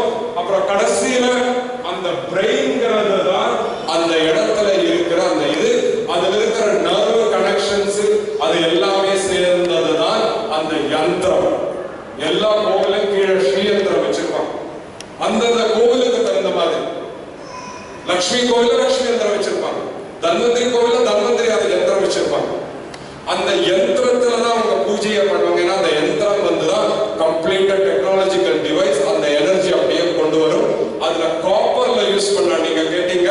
அந்த காப்பர் எதுக்குன்னா பாருங்க, இன்னைக்கும் எல்லா எலக்ட்ரிக் வயர் எந்த மெட்டல்ல யூஸ் பண்றாங்க? காப்பர். ஆனா ஃபர்ஸ்ட் காப்பர் எந்த ஊர்ல யூஸ் பண்ணிருக்காங்கன்னு பாருங்க. எனர்ஜி இந்தியா, பாரதம் தான். இந்தியான்னு சொல்லவே கூடாது. ஏன்னா இந்தியா வந்து பாரதமே கிடையாது இல்லையா? அப்போ அந்த எனர்ஜிக்கு கலசத்தையும் காப்பர்ல வச்சிருக்காங்க. அங்கிருந்து அதை ரிசீவ் பண்ணி கொண்டு வந்து அந்த யந்திர தகடுல கொண்டு வர்றது, அந்த எனர்ஜி அப்படியே கொண்டு வரும். ஒவ்வொருத்தரும் அந்த தூரத்துல இருந்தாலும் அந்த யந்திரத்தை அம்மாவோட காலோ அப்படி பார்க்கிற போது அந்த இடத்துல யந்திரம் இருந்தால் அந்த யந்திரத்தை பார்க்க கட்டாயம் இருக்கும். சில கோவில்கள் அந்த யந்திரத்தை கீழே வச்சிருப்பாங்க, அதுக்கு மேல விக்கிரகத்தை வச்சிருப்பாங்க. எந்த தெய்வம் சிறந்தது இல்லையா? இது பெரிய குழப்பம் நமக்குள்ள இருக்கும். மற்ற மதத்துக்காரங்க சொல்லுவாங்க, எங்களுக்கு குழப்பமே இல்லை, உதாரணம் நீங்க 33 கோடி போட்டு குழப்பீங்க, நமக்கே தெரியல யார் அப்படி. இந்த கேள்வி என்னோட பையனும் கேட்டான். நான் சொன்ன, உனக்கு ஒரு ரூம் இருக்கிற வீடு பிடிக்குமா, 5 ரூம் இருக்கிற 10 ரூம் இருக்கிற வீடு? அவன் சொல்லிட்டா எனக்கு 10 ரூம். ஏன்? இருக்கிறது ஒரு வீடு, ஒரு ரூம் இருந்தா வந்ததான். ஆனா அத ஃபங்க்ஷனாலிட்டிக்கு தகுந்த மாதிரி நம்ம பிரிச்சு வச்சிருக்கோம். யாராவது சொன்னா எங்க வீடு ஒரு ரூம் தான் இருக்கு, உங்க வீடையே முட்டாள்தனமா 10 ரூம் வச்சிருக்கீங்கன்னா அவனுக்கு தான் அறிவு இல்லை இல்லையா? நமக்கு அறிவு இல்லையா, அவனுக்கு அறிவு இல்லையா? நம்ம அழகா எனர்ஜி ஃபங்க்ஷனாலிட்டிக்காக பிரிச்சு வச்சிருக்கோம். ஒரே தெய்வம் தான் 10ஆவும் இருக்கிற மாதிரி, ஒரே தெய்வம் தான் 33 கோடியா இருக்கிற மாதிரி தான் ஒரே வீடு ஒரே ரூம நம்மனா எனர்ஜி ஃபங்க்ஷனாலிட்டிக்கு தகுந்த மாதிரி சமைக்கிறதுக்கு கிச்சன், படுக்கிறதுக்கு பெட்ரூம், படிக்கிறதுக்கு ரீடிங், இப்படின்னு நம்ம பிரிச்சு வைக்கிற மாதிரி ஒவ்வொரு தெய்வங்களையும் அப்படி பிரிச்சு வச்சிருக்கோம். அந்த உடல் மனம் அதுக்கு போறதுக்கு முன்னாடி இங்க பார்த்துருக்க ஒரு குழந்தை இருக்கு, அப்புறம் தவழற குழந்தை, நடக்கிற குழந்தை, அப்புறம் ஒரு மிடில் ஏஜ் பர்சன், அப்புறம் கிழவா இருக்கிறவர். இந்த உடல் எப்படி பரிணாமமா மாறி ஒவ்வொருத்தருக்கும் ஒவ்வொரு சக்தி இருக்கு இல்லையா? ஒரு குழந்தைக்கு ஒரு சக்தி இருக்கும், அதே ஒரு டீனேஜ் வயதுக்கு ஒரு பருவ ஒரு சக்தி இருக்கும், ஒரு குணாதிசயம் இருக்கும், வயதானவங்களுக்கு ஒரு குணாதிசயம் இருக்கும். அதான் வந்து ஷண்மதம்னு பிரிச்சு வச்சிருக்காங்க. காணாதிபத்தியம்ங்கிறது பிறந்த குழந்தை மாதிரி. பிறந்த குழந்தைக்கு ஏதாவது கண்டிஷன் உண்டுங்களா? அது எப்படி வேணாலும் தூக்கி நம்ம கொஞ்சலாம் இல்லையா? பெரியவங்களை போய் அப்படி பண்ண முடியுமா இல்லையா? குழந்தை எப்படி வேணாலும் நம்ம கொஞ்சலாம், எந்த வேணாலும் பண்ணலாம், திட்டலாம், அது ஒன்றும் சொல்லாது. எதை வேணாலும் வாயில மட்டும் வாயில சாப்பிடுவோம். அந்த மாதிரி எந்த கடவுள் இருக்க? விநாயகர். அதுதான் காணாதிபத்தியம், அதுதான் மூலாதாரம், அதுதான் முதல்ல இருக்கக்கூடிய சக்தி பிழம்பு இல்லைங்களா? அதுதான் விநாயகர். விநாயகர் ஏதாவது கண்டிஷன் இருக்கா? பால் கொடுத்தாலும் அவர் குடிச்சிருவார் இல்லையா? அப்போ அந்த விநாயகரை கும்பிடுற போது இந்த 2 டெம்பிள்ஸ, இங்கிலீஷ்ல இதுக்கு பேரு டெம்பிள்ஸ நம்ம கூட்டணும். அப்புறம் தோப்பு காரணம் போடுறது, கம்ப்ளீட்டா இந்த எனர்ஜியை அப்படியே கனெக்ஷன்ஸ் எல்லாம் உண்டு பண்ணி நம்ம ஸ்கூல்ல தப்பு பண்ணாதான் கிடைக்கிற மாதிரி பண்ணி வச்சிருக்க. தப்பு பண்ணாம இருக்கிறதுக்கு தான் நம்ம தப்பு காரணம் போடணும் இல்லையா? வாழ்க்கையில தப்பு பண்ணாம இருக்கிறதுக்கு அறிவு ஒழுங்கா இருக்கணும். அதுக்குதான் நம்ம விநாயகர்கிட்ட மட்டும் தப்பு காரணம் போடுறோம். எவ்வளவு அழகா அதுதான் காணாதிபத்தியம். அடுத்தது சௌரம். சௌரம் என்னன்னா பட்டர்ஃப்ளை எல்லாம் பார்த்தா ஓடி பின்னாடி போய் பிடிக்க பார்க்கும், அந்த பருவம் சௌர பருவம். இயற்கைய இல்லையா அப்படிதானே போன நம்ம எல்லாரும் அப்படிதான். சௌர பருவத்துல எல்லாமே பள்ளியை பார்த்து பிடிச்சு வாயில கொண்டு வந்துடும் இல்லையா. பட்டர்ஃப்ளை சில குழந்தைகள் அப்படி பண்ணியிருக்காங்க, சில குழந்தைகளுக்கு பயமா இருக்கும். அந்த சௌர பருவம் தான் இயற்கை பருவம். அதுதான் சூரிய பகவான் இயற்கையா தான் இருக்கார். அந்த இயற்கையை பார்த்து வழிபடுவதுதான் சௌரம். அடுத்தது டீனேஜ். ரொம்ப பேரண்ட்ஸுக்கெல்லாம் பயமா இருக்கிற பருவம் டீனேஜ் பருவம் தான். பொண்ணுகள் டீனேஜ் வந்தாச்சுன்னா ரொம்ப கதி கலங்கி போயிடும், பசங்களும் அதை விட. அதுதான் முருகப்பெருமான் கௌமாரம்.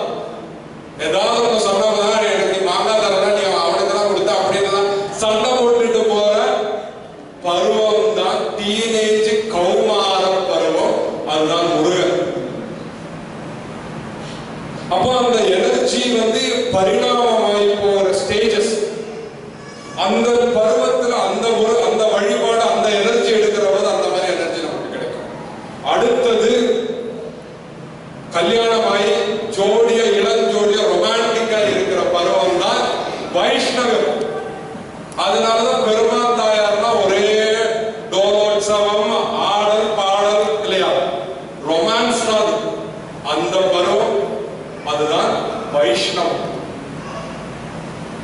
அப்புறம் அடுத்தது ரொம்ப ஆடிட்டு பாடிட்டு இருக்கணும், கொஞ்சம் சம்பாதிச்சு கொஞ்சம் செட்டில் ஆகணும் அப்படின்னு சொல்லிட்டு கொஞ்சம் கழிச்சுட்டு என்ன பண்ணுவோம்னா ரொமான்ஸ் அவங்க ஹனிமூன் போறத கொஞ்சம் நிறுத்திட்டு இப்ப நம்ம கொஞ்சம் இடம் வாங்கி போடுவோம் அப்படின்னு தோணும் பாருங்க. எனர்ஜி மெட்டீரியலா நிறைய பில்டு பண்ணணும். அதுதான் சாக்த பருவம் இல்லையா. பாருங்க அது எவ்வளவு அழகா இருக்கு. அதுதான் சாக்திசம். அப்புறம் கடைசியில ரிட்டையர் ஆகணும் தோணும் பாருங்க ஒரு ஸ்டேஜ்ல. போதுண்டா இதெல்லாம் சிவனே நம்ம உட்கார்ந்துருவோம். அதுதான் சைலிசம். இப்ப நீங்க சொல்லுங்க எந்த பருவங்க பெஸ்ட்?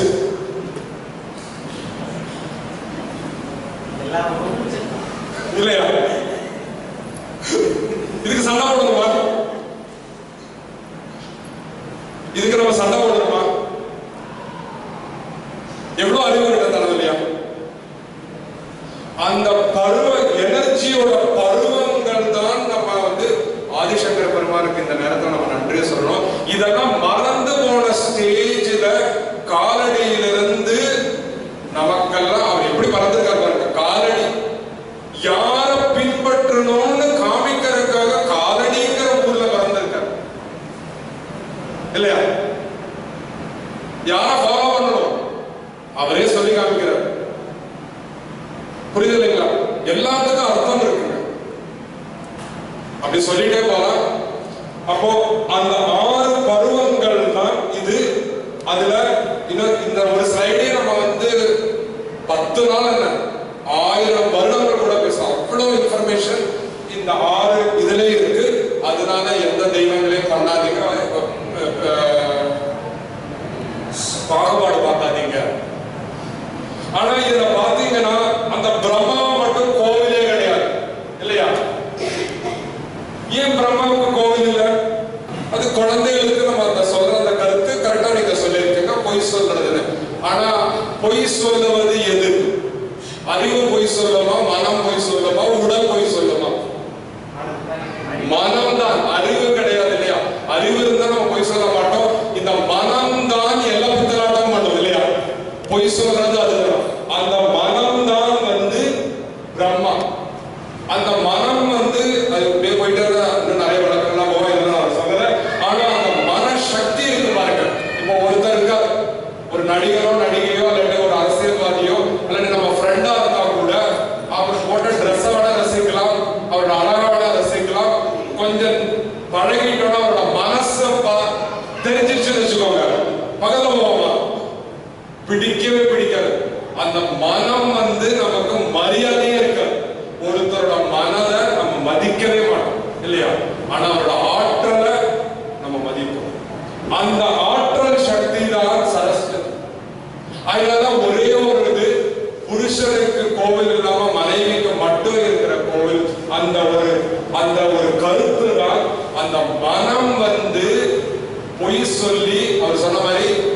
இந்த எல்லா கவனத்தையும் பண்ற போது ஆனா ஆற்றல் சக்தியா இருக்கணும். பொய் கூட இலக்கியமா பேசியாச்சுன்னு வச்சுக்கோங்க. மனைவி கிட்ட பொய் சொன்னா பிடிக்காது, மதிக்கவே மாட்டாங்க. ஆனா இப்படி சொல்ல நீ ஐஸ்வர்யா ராய் கூட தோத்து போயிடுவான். இப்படி ஒரு இலக்கியம் சொல்லியாச்சுன்னா அந்த மனைவிக்கு கோவம் வரவே வராது இல்லைங்களா? அப்ப அந்த பொய்யை கூட ஆற்றல் வழியில சொல்றதுதான் அந்த சரஸ்வதி நம்ம கோவில் கட்டி கும்பிடுவோம். ஏன் உடம்ப சட்டை கழட்டிட்டு தேவிக்கு முன்னாடி போடலையா? கோவில்கள் இருக்கு. அது வேற ஒன்றும் இல்லை, அந்த எனர்ஜியா மேக்சிமம் நம்ம கிடைக்கிறதுக்கு. சில குழந்தைகள் பறக்கிற போது விட்டமின் டி இருக்காது. டாக்டர் என்ன சொல்லுவாங்க, குழந்தை வெயில்ல கொஞ்சம் வைங்க, சட்டதுணி எல்லாம் கழட்டிட்டு வைங்கன்னு சொல்றாங்க. ஏன்? அந்த சூரிய பிரகாசம் டைரக்டா பட்டா உடம்பு நிறைய வைட்டமின் டி அப்சர்வ் பண்ணும் இல்லையா? அதே கருத்து தான் ஒரு கோவிலுக்கு போற போது அந்த அதுவும் இப்ப கேரளா மட்டும் தமிழ்நாட்டுல முன்காலத்துல குளிச்சுட்டு ஈரத்தோட போவாங்க. ஈரத்தோட அது பெண்கள்லாம் நல்லா கூந்தல்ல நல்லா சொட்ட இப்ப அதெல்லாம் முடியாது. சொட்ட கோவிலுக்கு போயிச்சா அந்த ஈரத்தன்மையோட போன நிறைய எனர்ஜிய அப்சர்வ் நல்லா ஷாக் அடிக்கடி வச்சுக்கோங்க. ஈர கையோட தொடங்குமா, ட்ரையா தொடங்குமா, அப்புறம் எல்லாமே அதே கனெக்ஷன் இல்லையா? அந்த ஈரம், அதனாலதான் பலி கர்மங்கள்லாம் பித்ரு கர்மங்கள்லாம் பண்ற போது குளத்துல ஆத்தங்கரையில பண்றோம். எல்லாமே அந்த நீர் அவ்வளவு சக்தி இருக்கு. அர்ச்சகர்கள்லாம் மந்திரங்களை சொல்லி அந்த மந்திரத்தை நமக்கு எப்படி கொண்டு தராங்க? அந்த மந்திரங்கள் எல்லாம் அந்த எனர்ஜி எல்லாமே வாட்டர் அப்சர்வ் பண்ணி அந்த வாட்டர் நம்ம தீர்த்தமா குடிக்கிற போது நமக்கு கிடைக்கும். அப்ப இந்த மாதிரி நம்மளோட இந்த பேங்க் சிஸ்டம் இருக்கு பாருங்க. கோவில்ங்கிற பேங்க் சிஸ்டத்தை பத்தி எவ்வளவோ நம்ம பேசலாம். அப்போ அந்த லோனை கிடைக்கணும்னா எந்த மாதிரி லோன் கிடைக்கணும்? குழந்தைகளுக்கு என்னோட பையனுக்கு கொஞ்சம் படிப்பில் ஆர்வம் இல்லாம போன போது குருஜி சொன்னனால எங்களுக்கு தெரியுது அவன் அதுல டெபாசிட் கம்மியா போட்டு வச்சிருக்கான். அவனை திண்டிட்டு பிரயோஜனம் இல்லை. அதனால அவனை அந்த டைம் பீரியட்ல மூகாம்பிகை கோவிலுக்கு அழைச்சிட்டு போனோம். அதுக்கப்புறம் உண்மையாவே நடந்தது. அதுக்கப்புறம் தானே இன்ட்ரெஸ்ட் இருந்துச்சு. ஏன்னா அந்த மூகாம்பிகை கோவில் அதுக்குன்னே இருக்கு. அங்க என்ன மாதிரி டெபாசிட் பண்ணி வச்சிருக்காங்கன்னா அறிவு, படிப்பறிவு, ஆற்றல், இசை, அந்த அறிவெல்லாம் கிடைக்கிறதுக்கு அந்த மாதிரி இருக்கப்ப. அதனால ஒவ்வொரு கோவிலுக்கும் அந்தந்த தன்மை இருக்கு. அந்தந்த தன்மையை லோனா கிடைக்கிறதுக்கு முன்னாடி நம்ம தயவு செஞ்சு எவ்வளவு லோனை குறைச்சு கடனை குறைக்கிறதுக்கு வழி பண்ணணும்னா நம்ம ஃபர்ஸ்டே கொஞ்சம் ஏதாவது நம்ம ஃபர்ஸ்ட் டவுன் பேமெண்ட் கொடுத்தா லோன் கொஞ்சம் கம்மியா தான் இருக்கும். அந்த டவுன் பேமெண்ட் மாதிரி தான் ஒவ்வொரு கோவிலுக்கும் போனா அந்தந்த கோவிலோட மந்திரத்தை சொல்லணும். இப்போ துர்கை கோவிலுக்கு போனா ஓம் பராசக்தி நமஹ, ஓம் பராசக்தி நமஹ, ஓம் பராசக்தி நமஹ அப்படின்னு அந்த கோவிலை விட்டு போகிறவரை டவுன் பேமெண்ட் போட்டுருணும். அவ்வளவு வட்டி நமக்கு குறையும் இல்லையா? அதை விட்டுட்டு இந்த புடவை எங்க வாங்கின, ஐயோ அப்படிலாம் பேசக்கூடாதுன்னு சொல்லல. அதை எங்க பேசணும் அங்க பேசிக்கலாம். கோவிலுக்குள்ளார எவ்வளவு நேரம் மந்திரங்களை சொல்லிக்கிறோமோ அவ்வளவு டவுன் பேமெண்ட். கடைசியில சித்திரகுப்தன் போற போது பரவாயில்லையே எக்ஸ்ட்ரா செக் பண்ண உங்களுக்கு வருது இப்போ அப்படின்னு கொடுக்கிற போது அதை நம்ம அடுத்த பட்ஜெட்டுக்கு யூஸ் பண்ணிக்கலாம். இப்பவும் அதை யூஸ் பண்ணிக்கலாம். அடுத்த மாசம் சம்பளம் வீட்டுல வேலைக்காரி இருப்பாங்க. அவங்க என்ன சொல்லுவாங்க, அம்மா அடுத்த மாசம் சம்பளத்தை இப்பவே எனக்கு கொஞ்சம் திடீர்னு செலவு வந்துச்சு கொஞ்சம் கொடுத்துக்கோங்க அப்படின்னு கேட்கிற மாதிரி இந்த எனர்ஜியில நம்ம பண்ணலாம். விஷ்ணு கோவிலுக்கு போயாச்சுன்னா ஓம் நமோ நாராயணா சொல்லணும். சிவன் கோவிலுக்கு போயாச்சுன்னா ஓம் நம சிவாய, ஓம் நம சிவாய எவ்வளவு நம்ம சொல்றோமோ அவ்வளவுக்கு நல்லது. அப்போ ஒரு கோவிலுக்குள்ளார நுழையிற போது அந்தந்த சடங்குகளை நம்ம பண்றது வேற இல்லை. இப்படி நீங்க பண்ணிட்டு நீங்க கோவிலுக்கு போய் பாருங்க. உறுதியா நீங்க நினைச்ச எந்த லோன் கிடைக்கணுமோ எல்லா லோனும் நமக்கு கிடைக்கும். அது ஆச்சாரியர்கள் என்ன சொல்லியிருக்காங்கன்னா, கோவில் மட்டும் இல்ல, டெய்லி கோவிலுக்கு போக முடியாத சூழ்நிலை இருக்கிறவங்க டெய்லி வீட்டுக்குள்ளாரையும் அதை பண்ணணும். டிஷ் ஆண்டனா நம்ம வாங்கி சேட்டலைட் சன் டிவி கிடைக்கணும்னு சொல்லிட்டு அந்த ஆழ்ந்த திட்டிட்டு இருக்க எனக்கு சிக்னல் வர மாட்டேங்க அந்த ஆளுன்னு சொல்லுவான். ஒழுங்கா அந்த சிக்னல் வர இடத்தை பார்த்து ஆண்டனா வச்சாதான் உங்களுக்கு வரும் சிக்னல். அந்த மாதிரி விளக்க நான் எப்படி வேணாலும் பத்தி வச்சுட்டு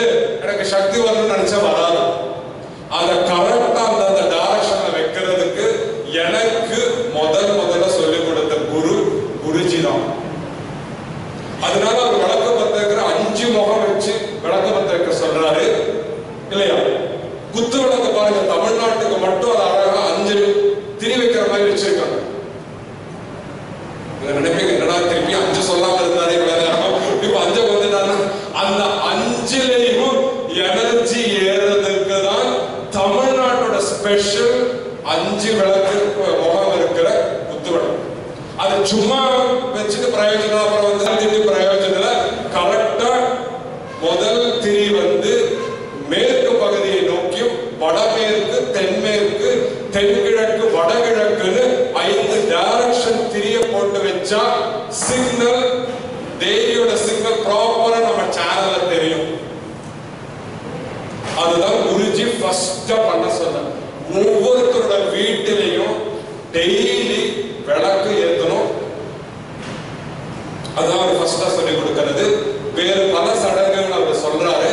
இந்த சனிக்கிழமை பிதிர்பலின்னு ஒண்ணு வருது, அமாவாசை. இது ரொம்ப கனெக்ஷன். இன்னைக்கு நம்ம எல்லாம் நினைக்கிறோம்னா பிதிர்கர்மம் பண்றதெல்லாம் வேஸ்ட், மூட நம்பிக்கை. பிதிர்கர்மம் எதுக்கு பண்றோம்னா, நான் ஃபர்ஸ்ட் என்ன நினைச்சேன்னா, எல்லா ஜோசியக்காரங்க தப்பா எனக்கு சொல்லி கொடுத்து அப்பா அம்மா உயிரோட இருக்கிற போது பண்ணக்கூடாதுன்னு சொல்லி இவ்வளவு வருஷம் பண்ணல. ஆனா நான் ரொம்ப குழம்பி இருக்கேன். ஏன்னா என்னோட சின்ன பருவத்துல என்னோட தாத்தா எல்லாம் பண்றதை நான் பார்த்திருக்கேன். அவங்க அப்பா அம்மா எல்லாம் இருக்கிற போதே அவங்க திதி பண்ணுவாங்க. திதி பண்ண மாட்டாங்க, பிதிர் பூஜை பண்ணுவாங்க. திதி வந்து இறந்தவங்களுக்கு தான் பண்றதுதான் திதி. ஆனிவர்சரி, டெத் ஆனிவர்சரி வேற வேறதான். அதே மாதிரி நம்ம இந்த பிதிர் தர்ப்பணம்ங்கிறது உயிரோடு இருக்கிற அப்பா அம்மாக்குள்ள அந்த பிதர்களுக்கு கொடுக்கிறது. ஏன் பிதர்களுக்கு நம்ம எனர்ஜியை கொடுக்கணும்? இப்ப சிங்கப்பூர்ல இருக்கிறவங்க நிறைய பேரு குருஜி வந்து பார்த்த போது அப்பா அம்மா வயசா இருக்காங்க, அவங்க சிங்கப்பூருக்கு கொண்டு வந்தா நல்லா இருக்கும், பிஆர் கிடைச்சா நல்லா இருக்கும் அப்படின்னு இல்லையா? அவரை அப்ப நம்ம அந்த அப்பா அம்மாவை இந்த ஊருக்கு கொண்டு வந்து நல்லா வைக்கணும்னா அதுக்கு ஒரு எனர்ஜியை நம்ம செலவு பண்றோம் இல்லையா? ஏன் அவங்களால முடியல? அந்த மாதிரி நம்ம வந்து நம்ம இறந்து போய் பட்ஜெட்டிங் பண்ற போது எல்லாமே பண்ணி விட்டுட்டு பிறக்கிறதுக்கு ஒரு எனர்ஜி வேணும் இல்லையா? அந்த எனர்ஜி கிடைக்காம நம்மளால வர முடியும்.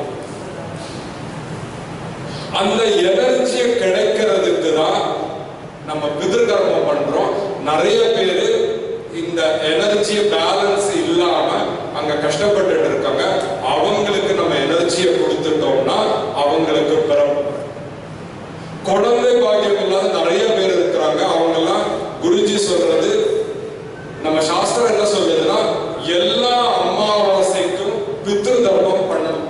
நம்ம முன்னாடி ஒரு 40-50 வருஷம் முன்னாடி எல்லாருமே எனக்கு தெரிஞ்சு தமிழ்நாட்டில இருந்தாலும், கேரளாவில் இருந்தாலும், வடக்கு இந்தியாவில் இருந்து எல்லா ஊர்கள்லையும் எல்லா அமாவாசைக்கும் பித்ரு தர்ப்பணம் பண்ணிட்டு இருந்தாங்க. இப்ப யாருமே பண்றது இல்ல.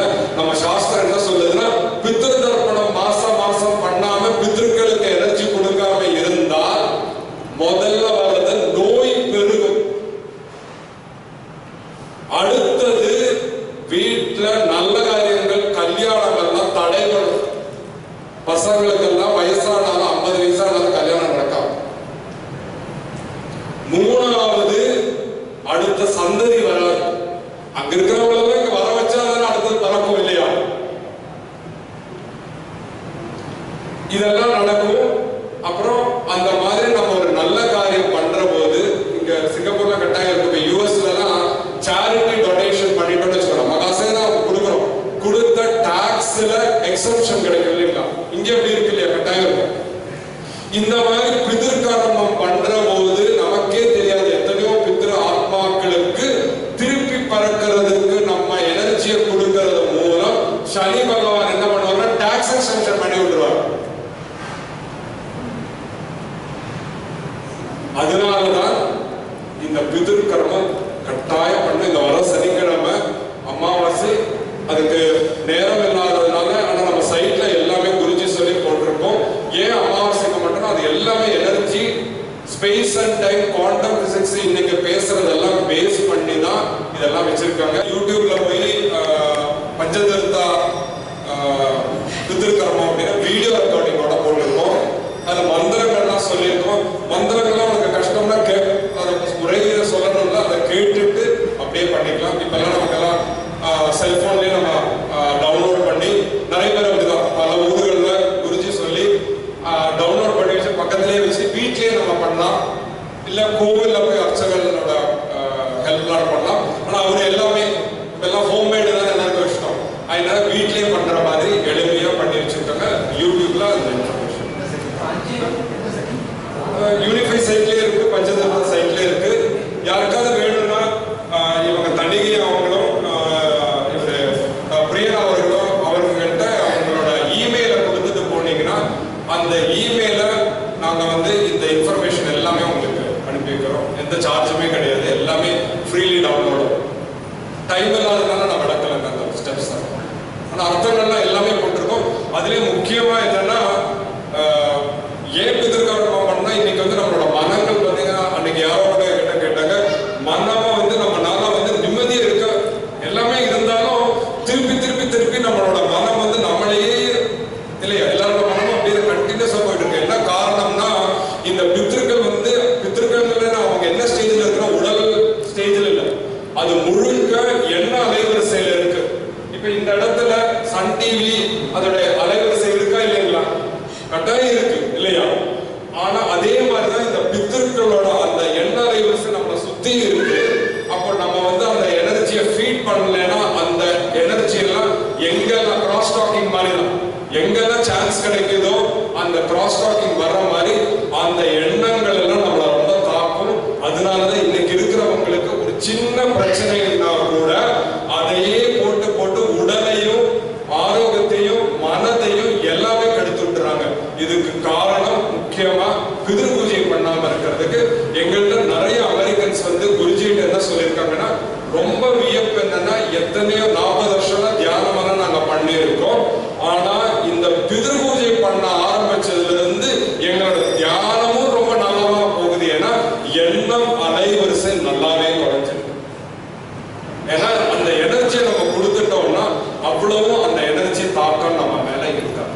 அந்த மாதிரி பிதிர் பூஜையோட பிதிர்கர்மம் பண்றதோட அந்த என்ன சொல்றது அந்த மகிமையை சொல்லிட்டே போலாம். ராமனும் கிருஷ்ணனும் மகாபாரத போரா இருந்தாலும் ராமாயண போரா இருந்தாலும் நீங்க படிச்சிருப்பீங்க. அவங்களுக்கெல்லாம் அறிவில்லை அப்படியா, அதை போர் பண்றதுக்கு முன்னாடி பிதிர்கர்மம் பண்ணிட்டு தானே போறாங்க. ஏன்னா சுலபமா ஈஸியா டக்குன்னு ஒரு எனர்ஜி கிடைக்கணும்னா பிதிர்கர்மம் பண்ணியாச்சுன்னா கிடைக்கணும் குருஜி சொல்லியிருக்கார். அது சயின்டிபிக்கலாவும் அது கரெக்ட் தான், ஈஸியா கிடைக்கும். தெய்வ அருளை விட பிதிர்கர்ம அருள் வந்து சீக்கிரம் நமக்கு நல்ல அவர் கேட்கறா இருக்கிறது தான் மூல காரணமா நம்மளோட வாழ்க்கை கஷ்டம்னா அப்படின்னு சொல்ல முடியாது. மெயினா நம்மளோட எனர்ஜி பட்ஜெட்டிங் நம்ம ஒழுங்கா பண்ணல. அப்போ அது ஏற்கனவே குழிவு பண்ணி வச்சிருக்கோம். அதுல வந்து பண்ண வேண்டிய காரியங்கள் பண்ணாம அதுலயே கொஞ்சம் எனர்ஜி போகும்போது அப்ப மேலும் மேலும் அந்த தாக்கம் ஜாஸ்தி ஆகிறது. அந்த டெஃபிஷியன்சி நம்ம அனுபவிக்கிறது தான் நம்ம வாழ்க்கை கஷ்டம்னு நம்ம சொல்றோம். வாய்ப்பு எனக்கு ஒரு பாக்கியம் இருந்தால் இந்த இடத்துல உங்களுக்கு அதை பத்தி டீடைல்ஸ் பேசலாம். அப்போ இந்த மாதிரி சடங்குகள் எல்லாம் நம்ம விட்டு போயதை திருப்பி குருஜி மாதிரி இருக்கிற மகான்கள் மூலம் நம்மளை நினைவுபடுத்தி இதெல்லாம் எதிர்க்கிறதுனா இந்த வாழ்க்கையில இருக்கிற சக்தி குறைவுகள் எல்லாம் நிரப்பி வாழ்க்கையை சந்தோஷமாக வாழ்வதற்கு நம்ம பண்ணி வச்சிருக்காங்க. அடுத்த தடவை வரும்போது எல்லோரும் இன்புற்று இருந்து பார்க்கக்கூடிய பாக்கியம் எனக்கும் இருக்கணும்னு சொல்லி தேவியோட நாமத்துல இந்த உரையை நான் முடிச்சுக்கிறேன். ஓம் நம சிவாய.